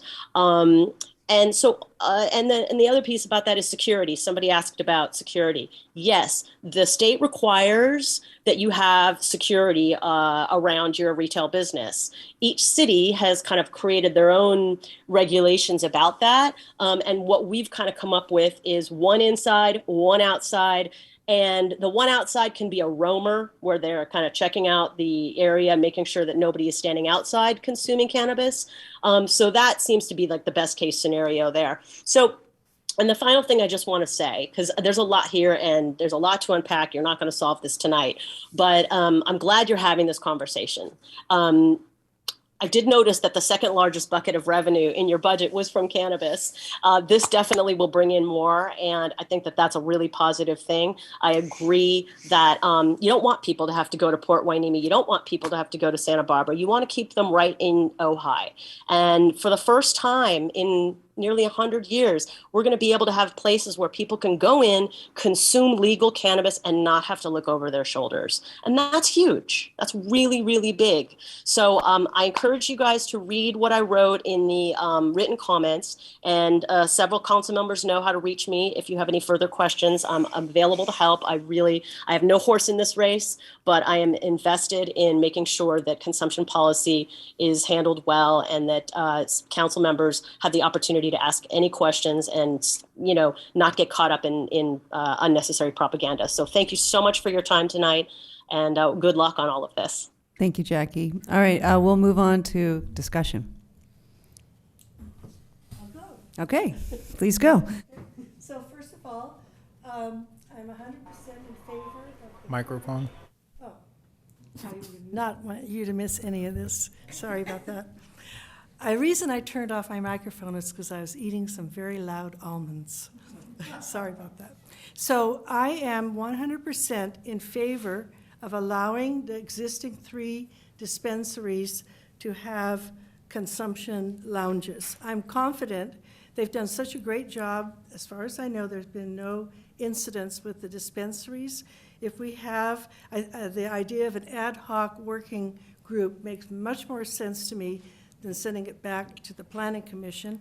I listened to the live stream Planning Commission meeting, and although they kept saying that they were not against cannabis or anything like that, it's obvious that they had archaic prejudice. They did not take the time. There is a wealth of information. There's at least 7 states that have these lounges. There's videos. There's so much information. And I support what all the speakers said tonight, except for Larry. I don't know about those cigar things, and I don't feel like we're ready to allow. If an existing dispensary wants to move to, that's a separate topic, I feel, to another location at the end of Ojai Avenue. I'm comfortable with that. I'm not comfortable with just anywhere. And perhaps that's a prejudice on my part. But as someone, I was discussing this with someone who was actually Citizen of the Year, who smokes regularly, I won't say who, but she said that anytime you make a legal business, the legal cannabis business more difficult, you're actually aiding and abetting the black market. You know, that's the bottom line. We should be doing everything possible to support your business. And I hadn't even thought of what Jeff Kroll said, that it's an opportunity. These lounges are also an opportunity to educate the public. From everything I've heard, there's state regulations. We can have terrific city regulations to manage this. And so I hope that we can move forward tonight, and especially with the support of an ad hoc working group. I really like that. Bill? I'm listened very carefully and assiduously to the Planning Commission deliberations, and I was very disappointed. And I was disappointed because it seemed to me, after listening to everyone's testimony that knows the business and has experience with what's going on, that the prevailing mentality in the Planning Commission couldn't break out of or was inconsistent with the goal this council has been very clear about, in that we want to move towards destigmatizing cannabis use. And it seemed like the Planning Commission was kind of stuck in this loop of stigmatization still. And I thought it was most obvious on the discussion of, after receiving lots of evidence and testimony, that edibles only was just not a viable business model at all. And then they have a recommendation which is not a viable business model. That's kind of a canard for just really being against it. So to me, we have 3 dispensaries that are local, that we know, 3 completely different styles, but still embedded in our community, facing greater competition from the rest of the county. Great track record, in my opinion. And I have long sort of had the feeling like the reason that we had the dispensaries in the M1 MPD zone to begin with was sort of a residual stigmatization, which is inconsistent with our general plan. And that's why some of us started thinking about, well, it's commercial retail, like Mr. Feingold talks about. Why aren't we just treating it like retail? However, there are more complicated issues there. And my feeling is that we could move forward with the ancillary use on our existing locations with council direction for consumption lounges, work out details with, I think that could be done by resolution, because that's how we have set up our cannabis regulations. And try to move forward as soon as possible with the rules that would allow the ancillary use at the existing locations, while we then move to an ad hoc committee to look at, in my opinion, moving to consistency with the general plan in terms of the C1 zone on the east end. But I would like to move forward quickly with the ancillary use by modifying our existing resolution rather than having to go through a long, laborious process, because I think that is front and center, right part of where this council's been directing for a long time now with a good record. And we need to support our local businesses in the face of greater competition, not just from other legal and regulated licensees in other parts of the county, but also what we're seeing more and more of, and that is that the goals of what Mr. Cole says very clearly, the goals of healthier and better regulated legal use are being eroded by the restrictions on the legal activity, which are promoting unhealthy black market activity. It's not decreasing the way we hoped. So I would be in favor of directing staff to come up with some proposed resolution changes to allow the ancillary use of on-site consumption lounges as soon as possible. with then also an ad hoc committee being put in place to look at the issue of moving out of the area and in consistency with our general plan. That's where I'm at. Randy or Ryan? I'll let Ryan speak. Oh, Randy, you can go. You're so polite. Who wants to go? I want to ask a question, Wait, well, Bill. can we, Ryan, you want to go? Or you want Randy to go? So I'm going to point out some things, because sometimes I feel like I'm the Fuddy-duddy. I'm the I didn't hear you. I edited the right Uh, spelling. Pardon me? No crosstalk, please. Let's one at a time. Go ahead, Randy. I didn't hear her. Okay, so,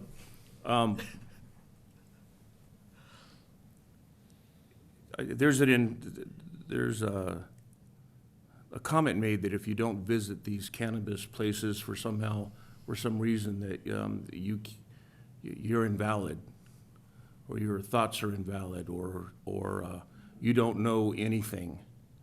So I don't mention this stuff often. In fact, there's in some environments you don't talk about it at all. But I consumed alcohol and cannabis for 23 years.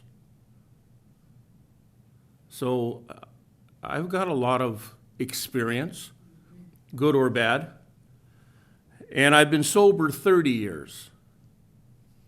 So I haven't touched it in 30 years, haven't been around it in 30 years, don't want to be around it. So my experience is not your experience. They could be similar, but they're not, because you're still consuming and I'm not. So that's I just want to clear the air on that so you all know where I'm coming from. The second thing is, tonight we passed a second reading on landscape equipment that has an adverse impact on a multitude of small businesses in this community.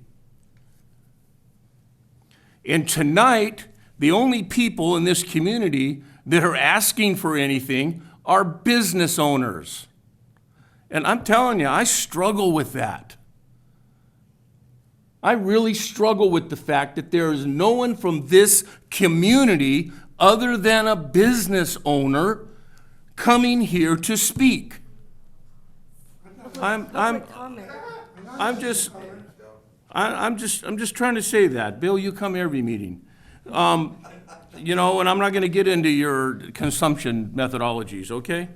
But I'm just trying to say, so we're sitting up here trying to create something regarding our community. And then I wanted to touch on that a little bit. I don't really care what other states do. I don't really care what other cities do. We're here to talk about what's in Ojai's interest, in its best interest. So, again, I'm coming from a different perspective, and I'm not going to admonish any of you for yours.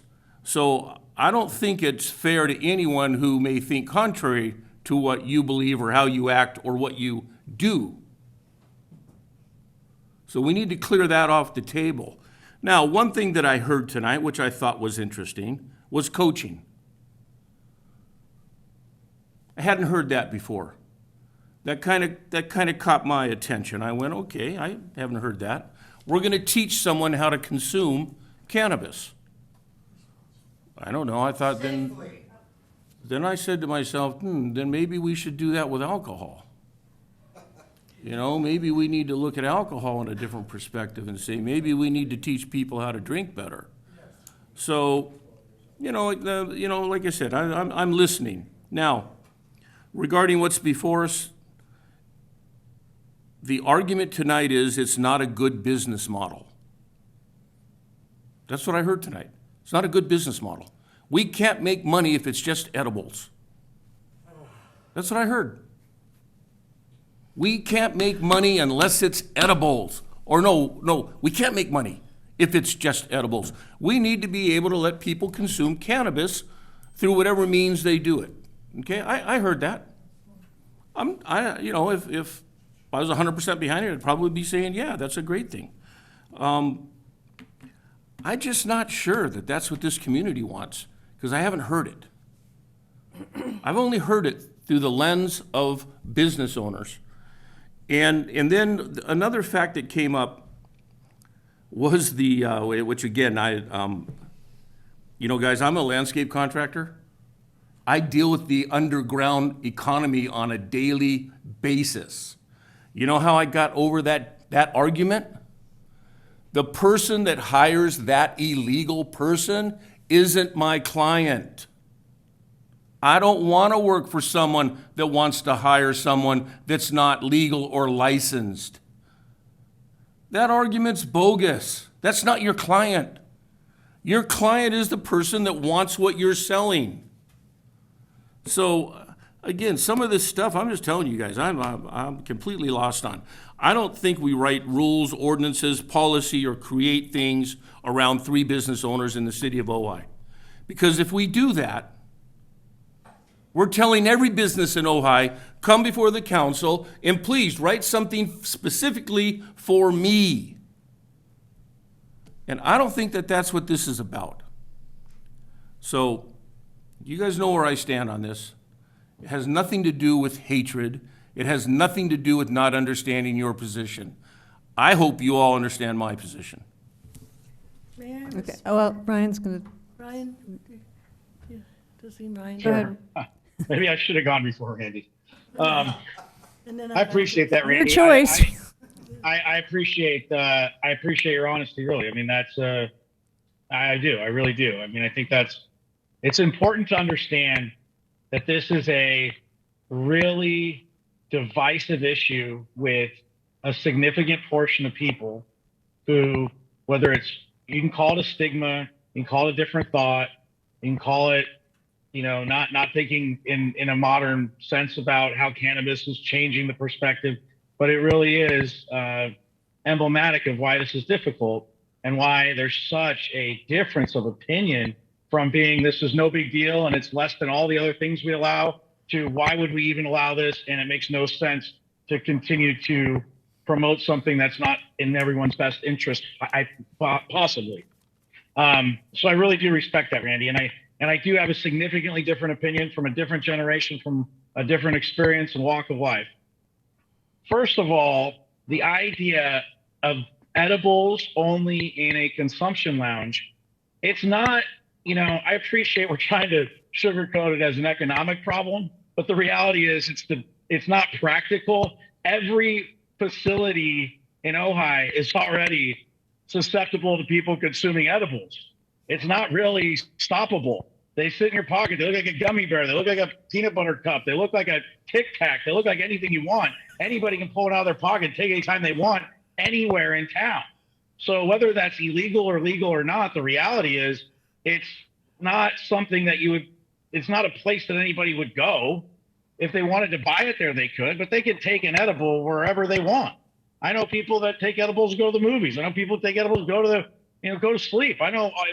It's so commonplace, but the real reason we're not having a outpouring of people here to speak in favor of it is because of the stigma. They don't want to be in public in front of a committee saying, hey, we support cannabis use. But what we're also seeing is that we know that if there's something in Ojai, and we all know Ojai pretty well, if there's something in Ojai people don't like, they come out in droves. And we're not seeing a massive outpouring of people telling us this is a horrendous idea. There were, I don't remember what it said, but 17 in favor comments and 1 against it. The only way this could work is if it is a consumption lounge that people are allowed to smoke in. But all right now we're confusing smoking cigars and cigarettes and cannabis, but there's cigar lounges all over the place. There's cannabis lounges all over the world. People have their own tastes about these things. There's no doubt in my mind that if businesses wanted to create this opportunity, that people would go there. And we have 2 options. We can either be a thing of the past, or we can be progressive, as we usually are in Ojai, on a lot of issues, including that ordinance you just spoke about, that we are on the leading edge of gas-powered equipment bans. We were on the leading edge of dispensaries. We now have them taxed. I support that. I support everything they've done. The lead up to the dispensary approvals was fraught with fear-mongering, ideas of how the sky was going to fall. None of it has panned out as any truth whatsoever.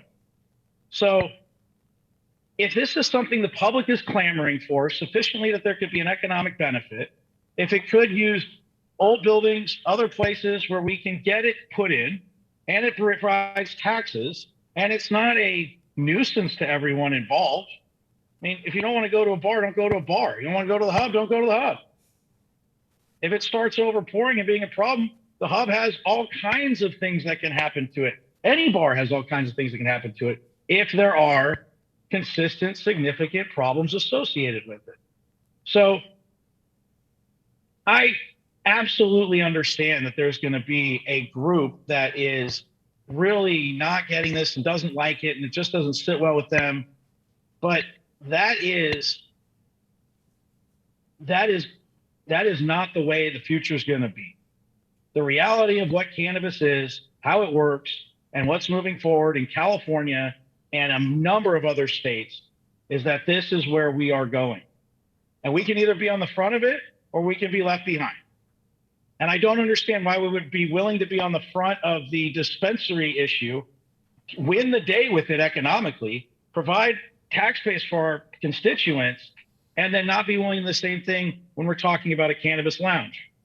And you know, in LA, there's multiple of these. There's hookah lounges, there's all kinds of stuff. We don't have to, it doesn't mean we're going to prove everything, but it's not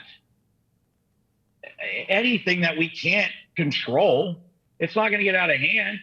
In fact, I'd argue that the most dangerous thing you could do is start feeding people edibles who've never taken them before, because that's where you hear the 911 calls of people who think they're dying, people who take it and later on they are completely messed up in their car at home. I mean, I think that I would rather support it only being smoking and not edibles at all. But if we're going to do, we don't really have any economic development in this town for the most part. This council, long before I was here, chose that cannabis was going to be what they supported. I don't understand why we wouldn't continue to support it into what is the growth and continuation of that business. Doesn't mean an unlimited number, doesn't mean they can go just anywhere they want. But to me, it's logical and it's good for Ojai financially. And these businesses have really shown a lot of, frankly, responsibility in the way they've operated so far. And I trust them implicitly to continue to do that. So I don't know if there's a necessity for an ad hoc group. I'd be willing to look into this and support it as our council. But if the rest of the council wants to do another ad hoc group, I think that's worth it. But the reality of this isn't trying to figure out dispensaries and taxes. This is pretty obviously the way things are going to go in the future. And I don't want to be left behind. Yeah, I would have to agree with that with Ryan. It's here. The president is here. How many states is it currently legal, cannabis? At least 7, at least. 38. Behind. 38 states is legal, and how many more are going that way? So, and of course, all over the world, it's become, Oh, the lounges. in and Europe, the in Europe, 2 different things.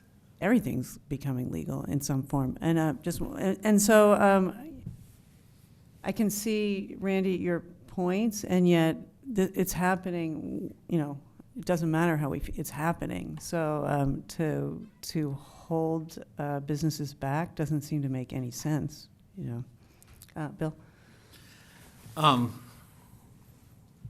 Is it appropriate to try a motion? I have a whole bunch. Okay. Go ahead. Well, I'm going to try one of what might be several, Okay. but I'm going to try the simplest one first. And Randy, you and I are good friends, but we also have learned the art of how to agree to disagree. So in this case, we do. You read the room. Yeah. Well, no, I think I came to the room with an opinion. We can still have discussion. And my motion after. to start out with is that we direct staff to work with the existing dispensaries to draft modification to our enabling resolution to allow on-site consumption lounges in the existing locations as an ancillary use. I second. The only note there is that we would need to modify the city code, so it would require. Well, then I will say modify the existing enabling resolution and our text amendment as needed. Correct. With the goal of focusing first on the existing locations in terms of ancillary use as consumption lounges. I don't want to be more specific with that. I think you'll get more specific when you work with the dispensaries on that. Okay. That's my motion. Ryan? Is it reasonable to ask the dispensaries to use space that they're already, we also have size limitation. There's a bunch of other regulations. I don't know how they're going to chop up their current footprint of a building to add a lounge. I mean, that might be a way. I mean, I don't, when we can ask them, but that sounds impossible. I mean, I don't think that they have space to add a lounge in what's currently already a limited size of a facility that they've already built up and decided to do. And I think there's no doubt they wouldn't be able to do it to the size they probably wanted to, especially if they were going to include whatever, kitchens. I don't know what else they want to do, but asking them to just stick it in the back of a retail space is pretty limiting. Could I respond? Ryan, my point there is I want that to be something that comes out from the analysis of working with the existing dispensaries. If that's, my understanding is it might be possible. If it's not, then it's not. But I think I would just like to see if there's a way to do it in the existing locations while we then look at other motions for either moving to new locations or maybe expanding an existing. But my point is to try and take a first step, and maybe, I don't know if it's appropriate to ask if in fact, if all three locations think there's no way to do this on the existing locations, then okay, but I just want to see if it's possible, that's all. Could we reopen the public hearing and ask them? Ask Chelsea? She's still here? And Jeff? I defer to you. Council. Yeah. Go, Chelsea? Getting there. It would be really tough. We would have to relocate our back offices somewhere else, or maybe try to buy out the Husted Maytag, see if they can retire early. I don't know. It would be very tough at our current location. Yeah. Jeff?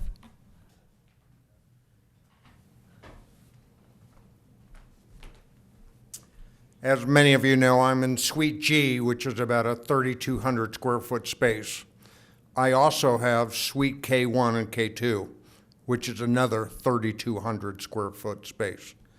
My original plans was to make a micro at that location. But the fact is, I want to share a personal story, and you all know this individual. I'm not going to mention his name. He's been a doctor here for over 40 years, recently retired, with a health condition that is life-threatening. His wife brought him to our dispensary for the reason of handling nauseous. He barely could get into the retail store. If I had the right to be able to use a disposable vape pen with him, he would have not had the nauseous for him sitting in my waiting room puking into the waste paper basket. That's how sick he was.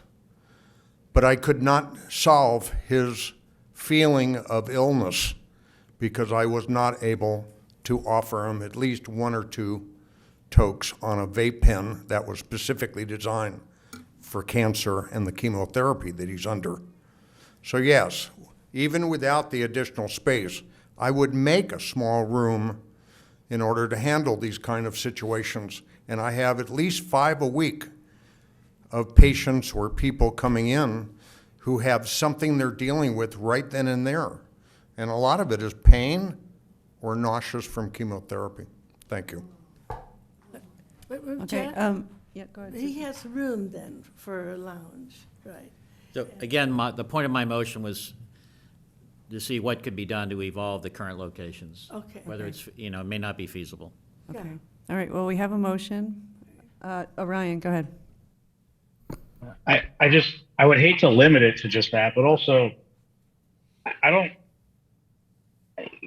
if we're talking about a room and for a medical purpose to teach someone how to use it, that's significantly different than a lounge.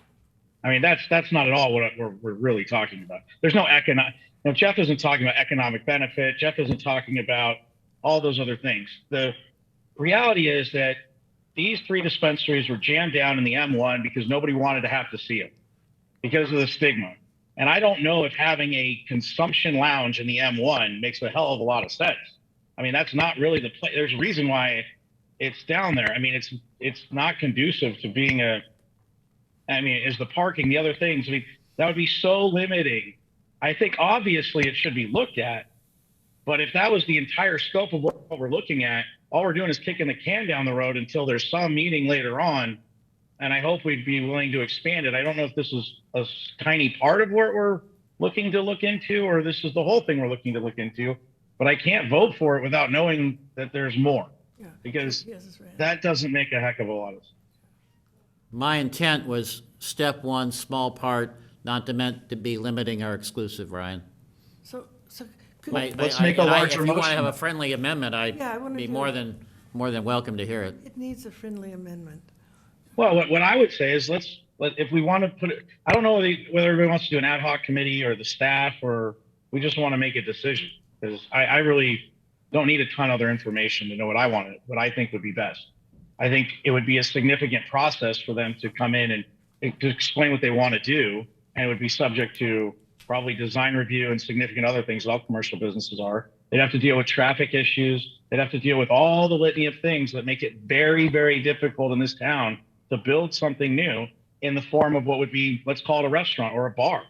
I mean, they're going to have a heck of a time doing this, regardless of whether we say yes, because go and try and open a bar or restaurant in Ojai from that wasn't already one, and it's incredibly difficult. We have lots of regulations on that. Well, Ryan, So that's exactly my point, is let's see what they can do at their existing locations while we look at relocating to more appropriate locations.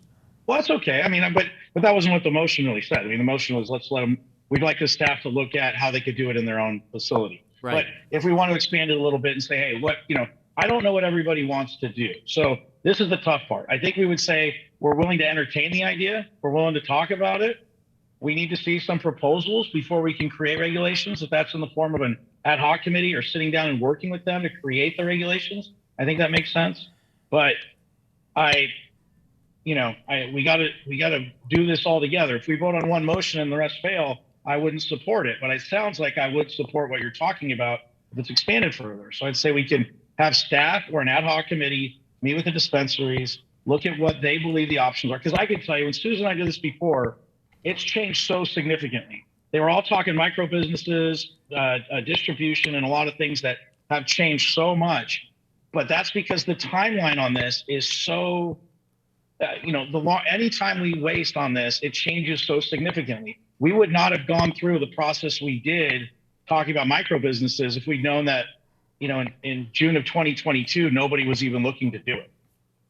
So I think we're on the right path, but let's open it up to one of those two options and then come back relatively quickly with how we can move it forward or figure out that it's not going to work somewhere and see what we can do.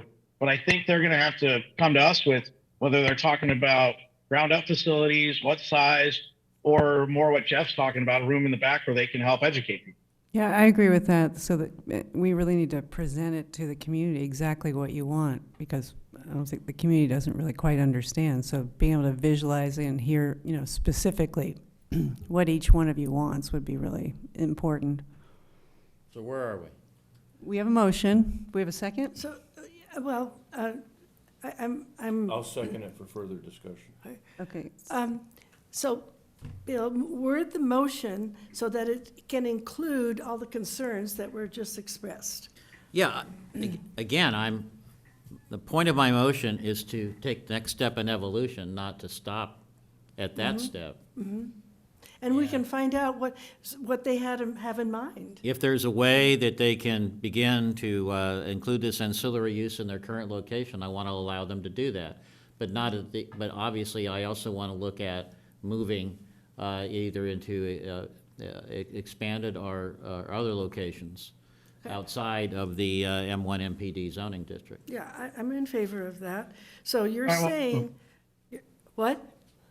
Oh, sorry, go ahead, Susan. Okay, Sorry. so I believe that you're saying that you're in favor if they don't have space at the existing location, that as long as they're one of the 3 dispensaries, they can open the lounge if that's what it takes for them to open a lounge. I was just trying to keep it simple. And that, I think that really needs, the community really needs to weigh in on that, because that is a big step. Yeah, that's So, that's right. why I was trying to keep it simple. Okay. What we can do to evolve at the current location before we move into the next steps. Okay, so we have a motion, we have a second. Ryan, you want to say something? Yeah, I was just going to say, if I would word it like this. I don't know whether we're talking staff or ad hoc, but whatever it is that we decide, have that group, those talk to the dispensaries. Issue number 1, on-site current facilities, consumption at those facilities, how it might work and whether they're open to that or have room for it. And then 2, what types of ideas they have for what off-site or a different place or different location might look like. So then we would have at least a rough parameter of 2 decisions. One that would be, and in this case, maybe sooner than the other one, would be, all right, what can they do now and what are they looking at? And that's something we support or don't support. And then later on, all right, is there something else they want to do that's a little more expanded or in a different location? And then we can actually chew on that when we get a chance to understand it better. Okay. Randy? But I know I'm next. I really am. Okay, go ahead, Susan. Okay, I first of all, I totally respect that you have been sober for, I think you had 30 years, okay? I also want to air out that I personally do not use any alcohol, maybe 1/2 glass on the full moon at most, and I don't, I have lots of friends who smoke, and I just don't, it's just not my thing. Okay? But I'm very well aware of the history, the discrimination, and I study medicinal plants. I'm very, very interested in the medicinal aspect. I went, actually, Dr. David Berman, remember we had that, we had a forum on cannabis maybe 2-3 years ago at the Sane Center, and we received an extensive comment from Dr. Berman. He's written numerous books. I have them all, I believe, really thick ones. And I urge this council, if you did not have a chance to read the 14 public comments, or approximately 14 public comments in support, the comments are very educational. Some came from the general public, and I urge the listening public, the residents of Ojai, to go to the city website where all these comments are posted, read them, and educate yourself. That's what I wanted to say. Thank you. Okay, Randy?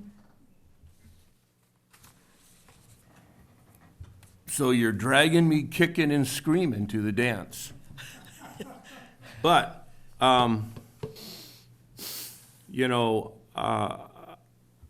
if the vote tonight is to take a step forward, a small step forward, and do some clear evaluations and come back to have more deliberation, I'm going to vote yes to do that. But you all know how I feel, that this is still a debate that needs to take place in the community at large.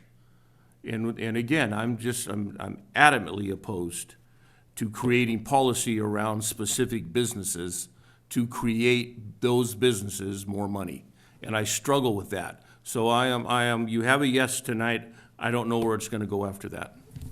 Okay, we have a motion, we have a second. Go ahead, Bill. Yeah, I'm going to accept what I think is Councilperson Blatt's substitute motion with due sympathy for Gail to trying to put that in the minutes.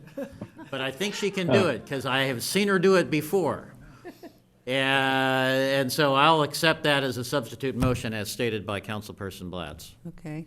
My only question is, are we looking at this on a staff level or an ad hoc committee I would level? say staff with. Okay. But wait, I'm okay. Wait, can I ask, the staff can consult with the dispensary owners, Yes. correct? Yes. Okay, that's what I was thinking of, a Yes. ad hoc committee. No. So, okay, thank you.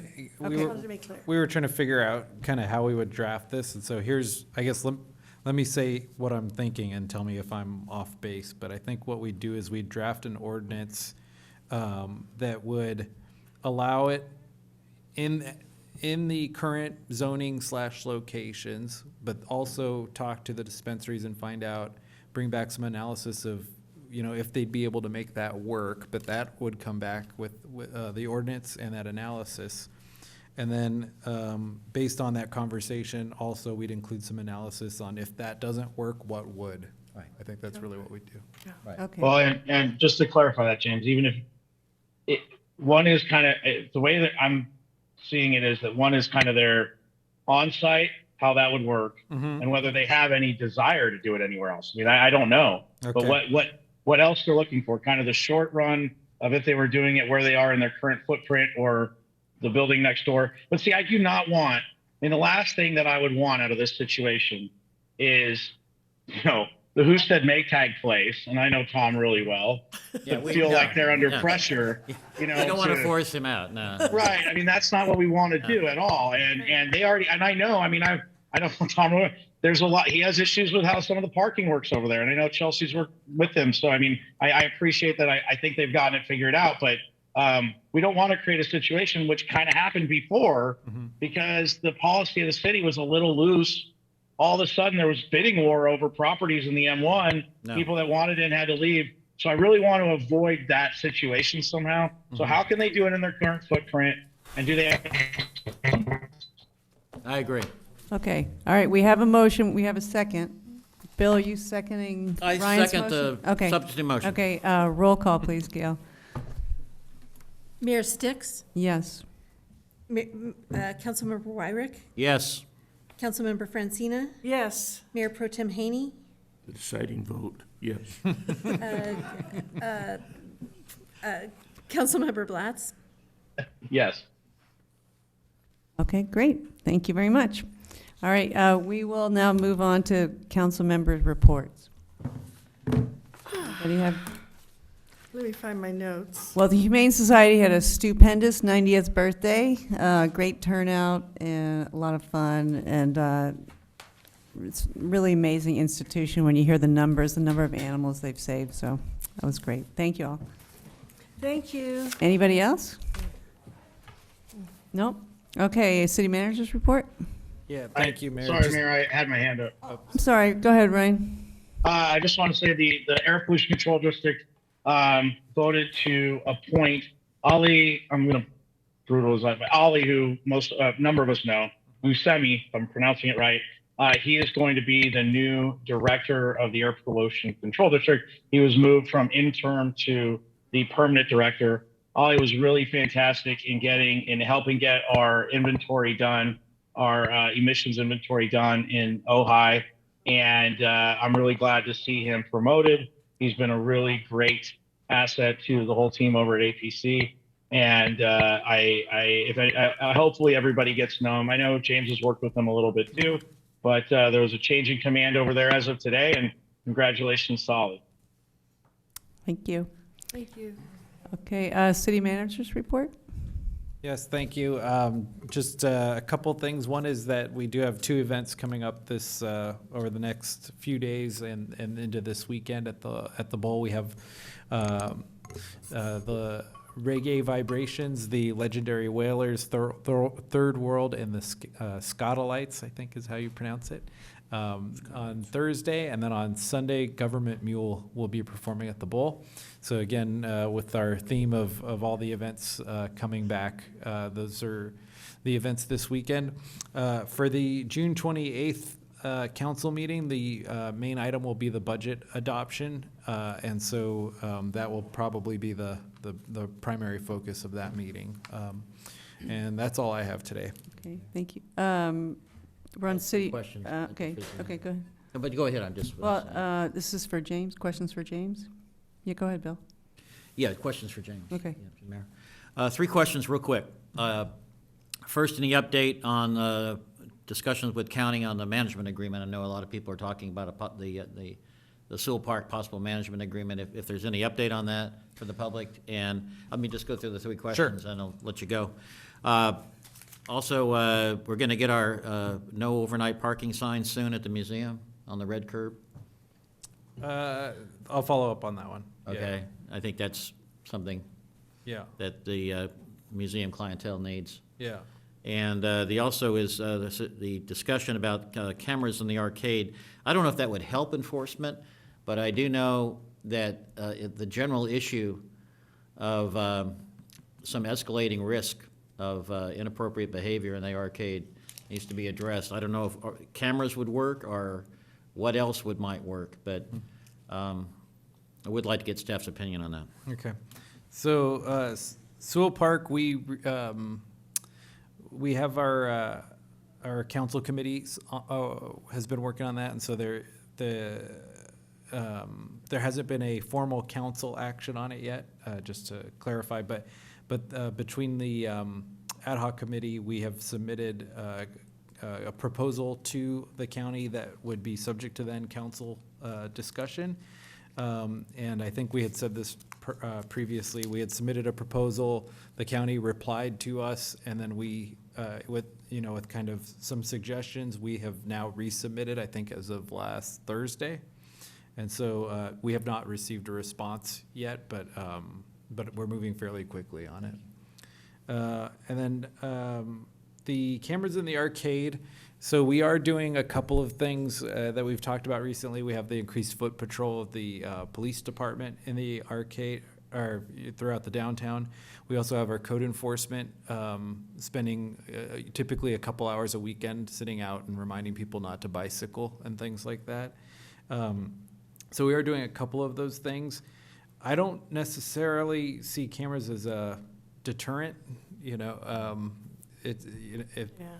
I'm a I was a teenage skater at one point, and for me, I'd be like, oh, cool, I'm on camera. It's just. Well, I still think losing the instrument of your assault on public safety might be helpful, but I know the rest of the council doesn't agree with me on that.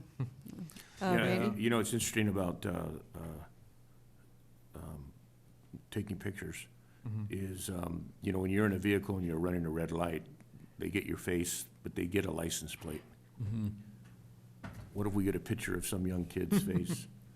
We don't have a license plate, so it's really, how are you going to enforce it? It's kind of like, It was interesting today, I stopped for this young boy on an electric bike riding through an intersection, and we had eye contact, and he thanked me.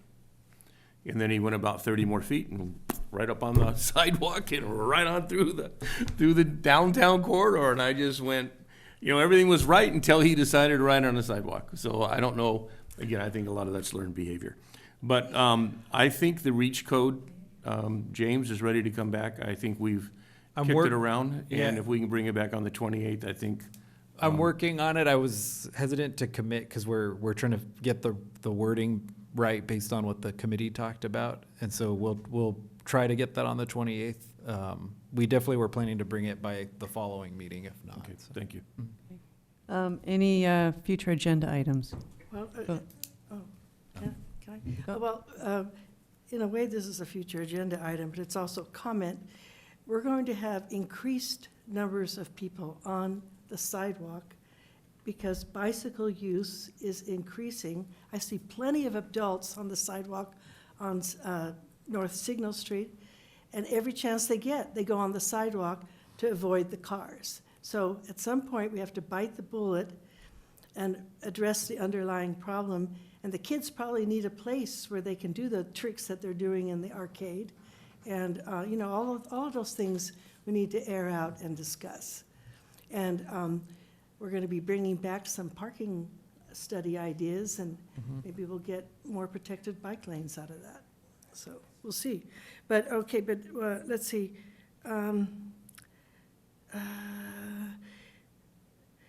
I just wanted to say, Kathy Nolan and Christine Golden served 12 years. Can we do maybe whatever, a certificate, something? Yep, we're actually working on scheduling for 3 commissioners that have recently retired after more than 10 years of service. We're working on scheduling. Well, if they're watching, they'll know now. We were working on scheduling. We were going to try to have a meeting where we recognized one at a time over the next couple of months. Okay, thank you. Thanks for doing that, James. Yeah, thank you. Any other future agenda items? Go ahead, Bill. Yeah, I want to urge support for my request that the Historic Preservation Commission's recommendation be put on the agenda. What really struck me about that was the idea, a lot of the issue of how people are going to vote is going to be associated with their perception of benefit and cost of having the historic district. And their proposal in terms of not having to do a separate historic resources report in order to get the Mills Act tax benefits alters that benefit cost calculus. And that's why I think it's relevant for us to be discussing it as a possible change prior to the vote, because it could affect the thinking about whether or not this is of some benefit or not to the collective body of property owners. So that's why it makes sense to me, since we've talked a lot about the importance of enhancing the net benefits as much as possible, that we put it on the agenda for discussion.